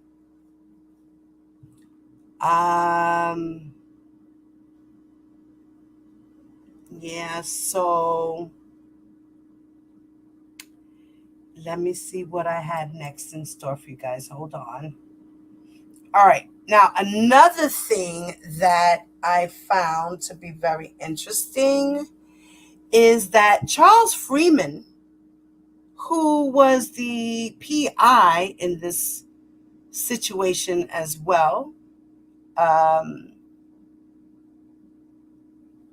he had committed fraud. Was it fraud? He did something for selling.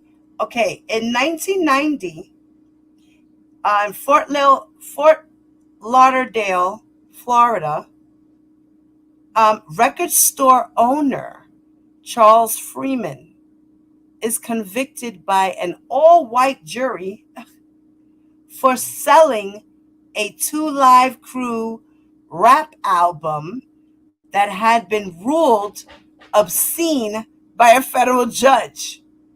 And he is later then fined for $1,000 for doing that dumb shit. Are you kidding me?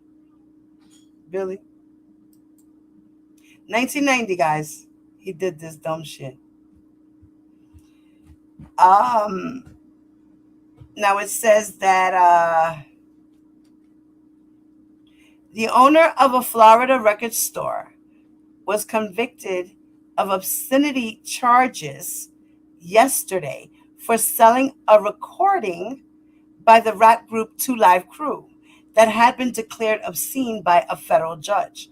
Now, the store owner, Charles Freeman, faces a maximum sentence of a year in jail and $1,000 fine on the misdemeanor obscenity charges.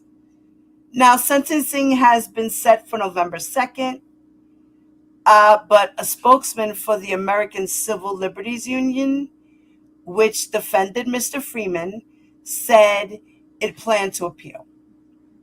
And the conviction in a verdict by a 6-member jury that deliberated less than 3 hours in Broward County Court in Fort Lauderdale comes the week before the 2 Live Crew itself is going on trial there.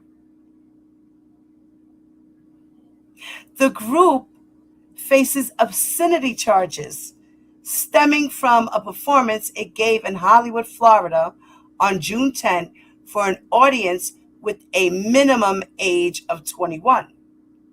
Now, the Miami-based group, led by Luke Campbell, specializes in lewd rhymes about sexual intercourse and oral and anal sex.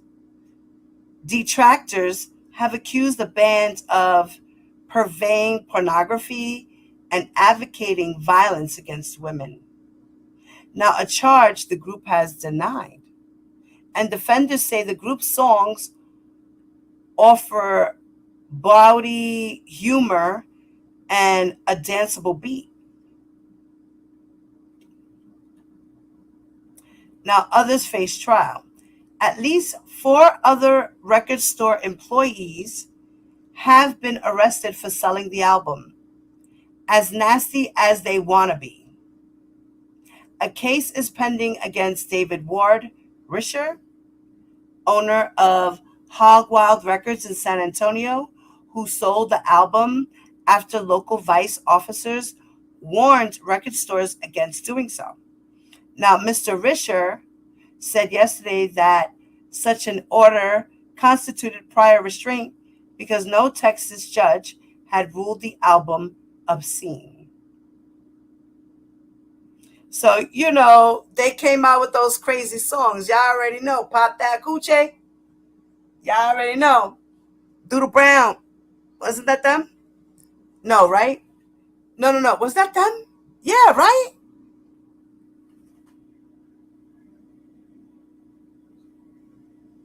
That's what I'm saying too, True Strong. I think he paid that whole trial went to shit to hell.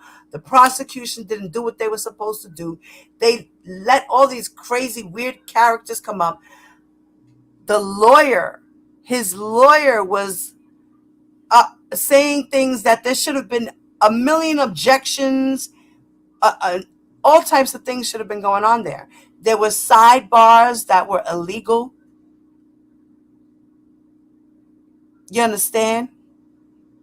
Those private sidebars and all that stupid shit, they were private without the reporter. They had hearings side hearings without nobody else knowing about them. Just like with Epstein. Come on, man. They was helping this man because he was the cash cow. He was the cash cow. The machine that was pumping out all the money for everybody. They used him and abused him for his money. And it's fucked up how he used these girls and abused them. And just because he was abused himself, that gives him no right. That gives him no right. And just because the managers and the bodyguards were bringing the girls to him, he was the one that was picking the girls out. They fed him his weakness because that's what he wanted. They were yes men doing their jobs. They were all complicit. But the adult in the situation is R. Kelly at the end of the day. He's the boss, the head honcho, the adult. He knew right from wrong. That's why he was covering up his tracks. Because he knew right from wrong. He knows what he was doing was wrong. He knows he was committing crimes. He had to make sure his flying monkeys were working for him. He couldn't do it alone.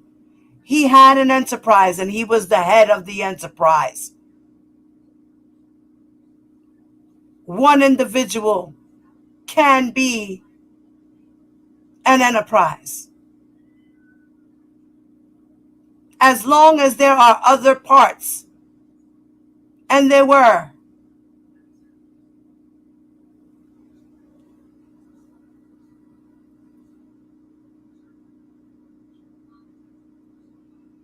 Okay. Then it says here that in 1989, a record store owner in Alabama was arrested for selling the group's previous album, Move Something, but a jury found the album was not obscene. The group's current album, banned in the USA on Atlantic Records, deals primarily with the aftermath of the Florida obscenity ruling and has fewer lewd songs.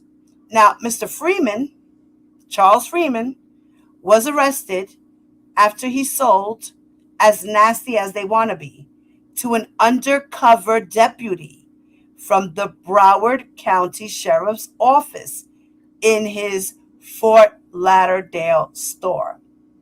And Mr. Freeman made the sale on June 8th, 2 days after the album was ruled obscene by Judge Jose Gonzalez of Federal District Court in Fort Lauderdale.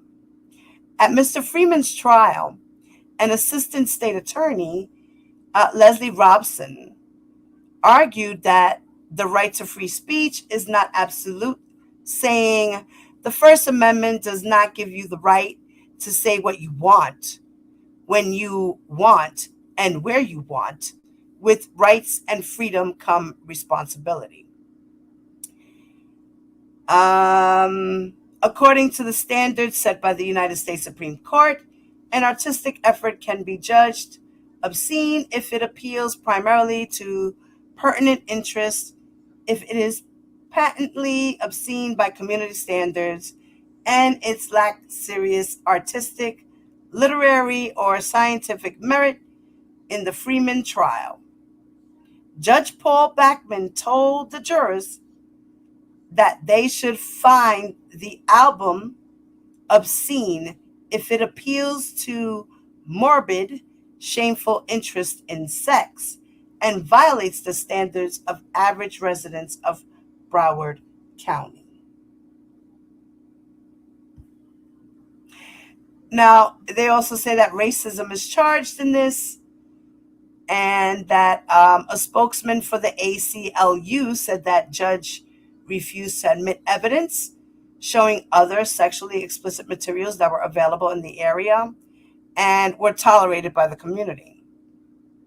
Now, because the Two Live crew, whose members are black, records for a Black-owned independent label, and because Mr. Freeman is also Black, both Mr. Campbell and Mr. Freeman have said the charges against them stem from racism. You know, I get it that a lot of Black and brown men, minorities, get put in jail innocently. They get found guilty, and a lot of them take pleas because they just want to get it over with.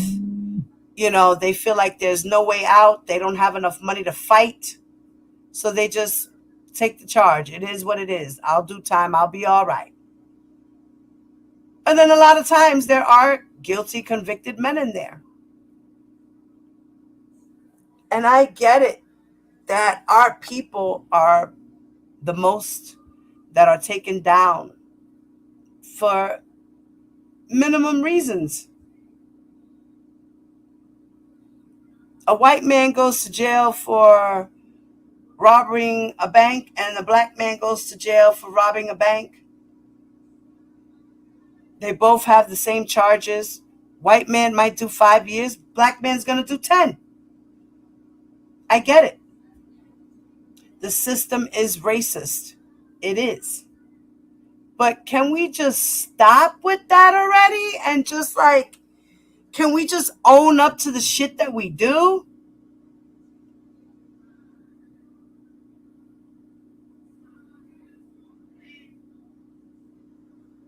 You know? So that's what happened there. So, you know, these people that R. Kelly seems to have in his circle are not the kind of people you would have in your, you know, everyday life. You know, especially if you're a star of that stature. You know, why would I be having these negative people around me? I don't want these negative people around me. I want nothing but positive people who are going to bring me up and move with me, and we're going to do things the right way, and people were going to make the world happy with my music, and my people are going to help me to always maintain my wealth, maintain me, and make sure I'm good. All these people were tired of R. Kelly. They were done with R. Kelly. Done. They were tired of his ways, his wicked, wicked ways. Very demonic. Very demonic spirit. And he never got helped. He never got helped as a child, as an adult, nothing. Not even for himself did he do it. He did admit to people that he needed help. That, listen, man, I need help. I don't know what to do. Man, listen, I got a problem, man. I don't know. He was so conflicted with himself.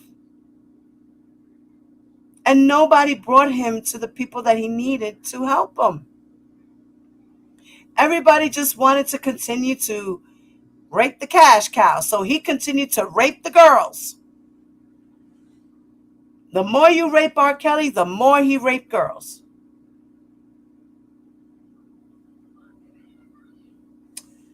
Sad, sad situation for everyone. You know, his mother didn't protect him. Nobody protect him. Nobody protect the girls. Nobody was protected. It's a damn shame. Well, guys, it has been real. Y'all already know.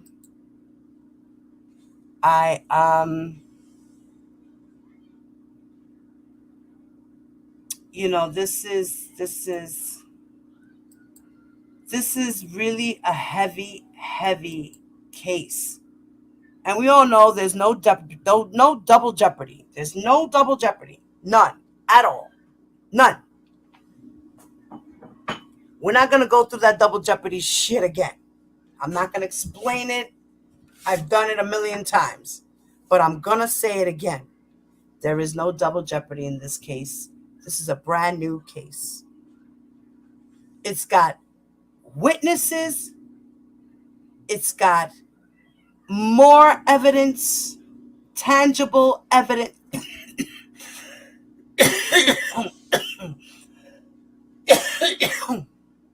I need something to drink. It's got more tangible evidence, videos. It's not just one video now, it's 4.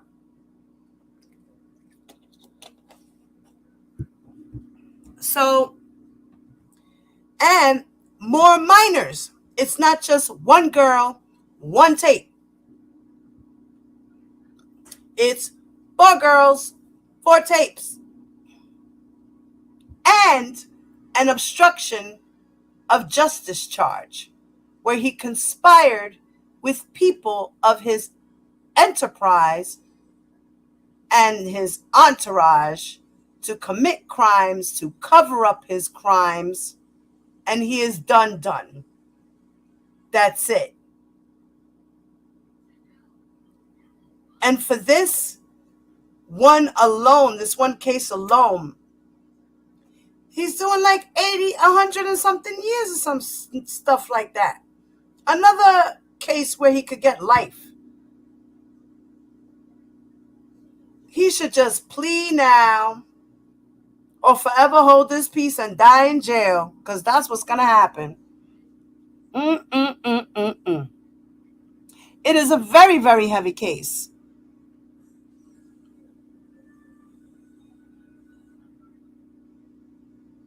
Yeah, R. Kelly didn't. R. Kelly didn't do people right. He was not a nice person to anyone. You're absolutely right. Yeah, they did that. His team, they sure did. Yeah. Some of his enterprise tested. They did. They testified against him. And they said, he does this, he does that. He had me do this, he had me do that. This is what it is. He did that. They did that. That was their king in Chicago. Yes.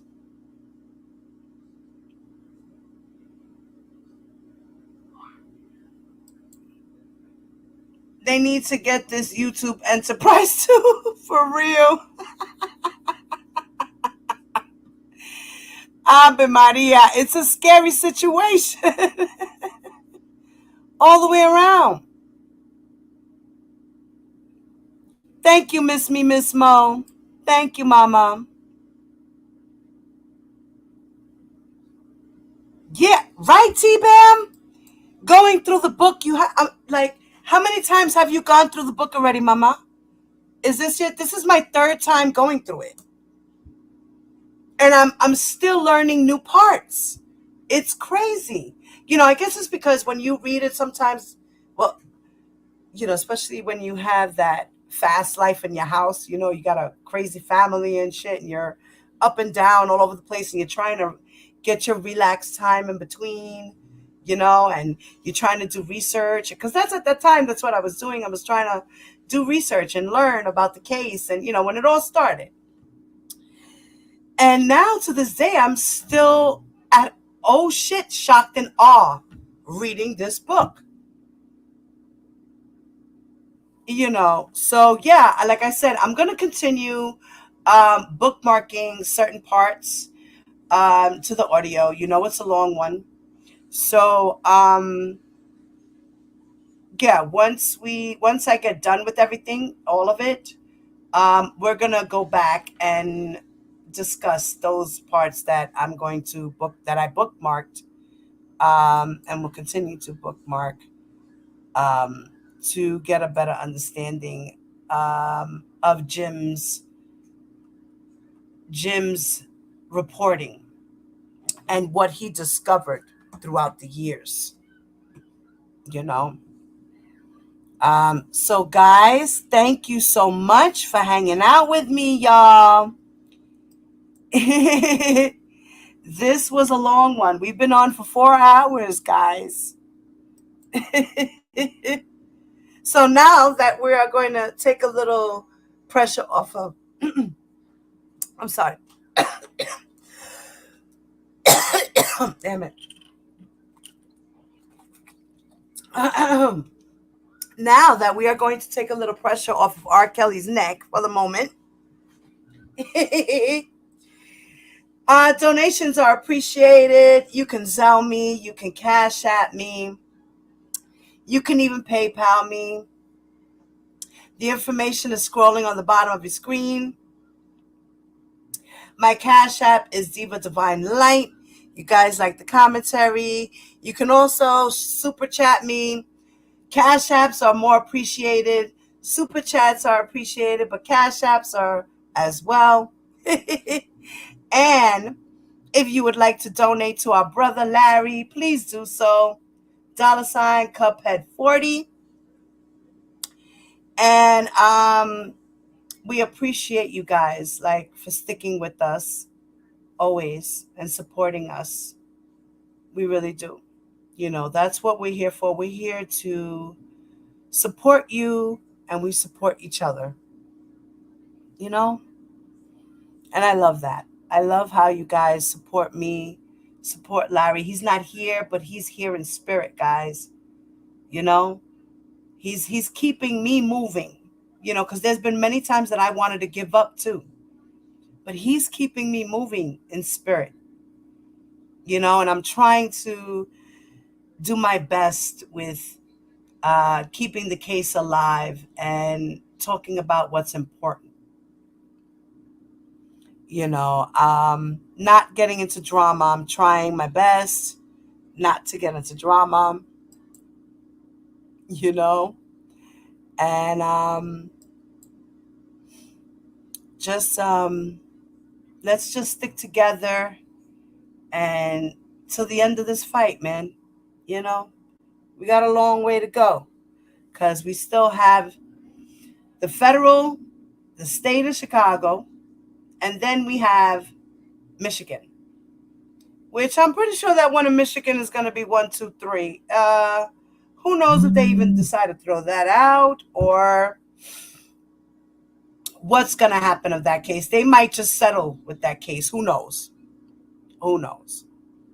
I haven't seen or heard anything about that case, as well as with the case with the girls and Don Russell and R. Kelly.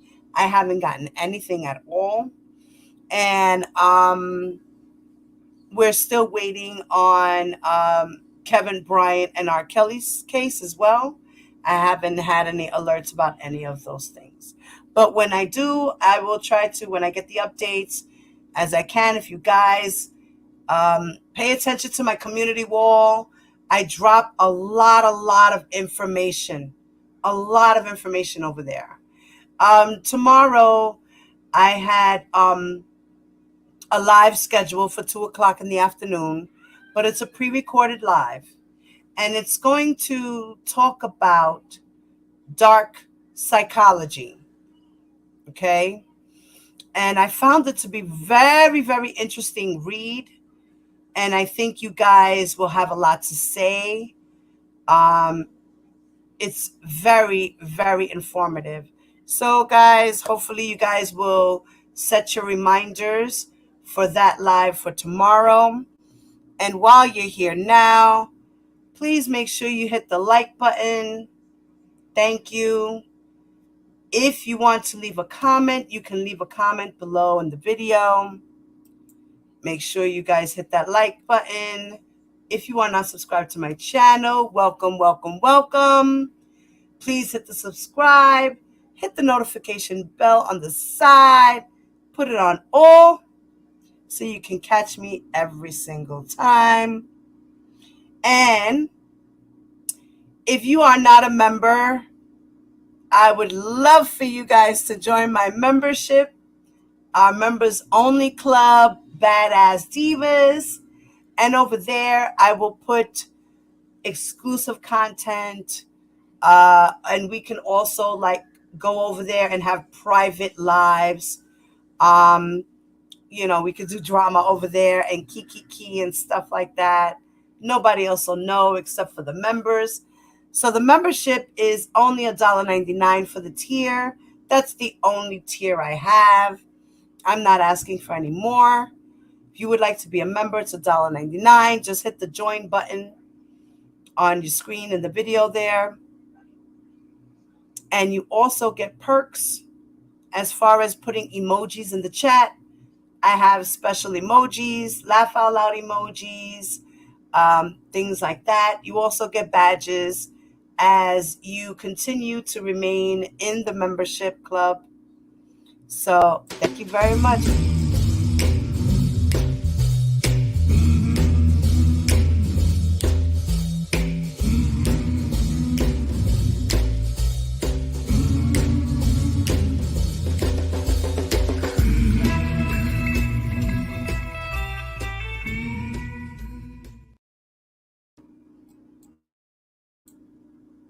And your girl, Diva Divine Light, is out. Peace. Ladies and gentlemen, lend me your ears and your eyes. Diva Divine Light, live from Brooklyn, New York. Know your lane for what you saying, yo. I'm silly with my 9 milli with the dilly, yo. When I be on the mic, yes, I do my duty, yo. While up in the club, I be while in the studio. You don't wanna vibe, nigga, really and truly, yo. My main thug nigga named Julio, he moody, yo. I'm a nigga that'll slap you with the toolie, yo. Bitch, nigga scared to death, act fruity, yo. Fuck that, look at shorty, she a little cutie, yo. The way you shake it make me wanna get all in the booty, yo. With no your lane for what you saying, yo. Diva Divine Light. Really hard to me. That's what you got for me. Put more than hands with my eyes to see. Still $1 in the place to be. If you really hard to me. That's what you got for me. Put more than hands with my eyes to see. Still $1 in the place to be. If you. You're watching Diva, the Divine Light. A fun-loving, caring, passionate person who talks about sex, celebrity, and real-life issues, and even abuse. So hit that like button and make sure you share the show. Really hard to me. That's what you got for me. Put more than hands with my eyes to see. Still $1 in the place to be. If you really hard to me. That's what you got for me. Put more than hands with my eyes to see. Still $1 in the place to be. If you really hard to me. That's what you got for me. Put more than hands with my eyes to see. Still $1 in the place to be. If you really hard to me. That's what you got for me. Put more than hands with my eyes to see. Still $1 in the place to be. If you. Here comes the pitch, and it comes in wide. Oh, the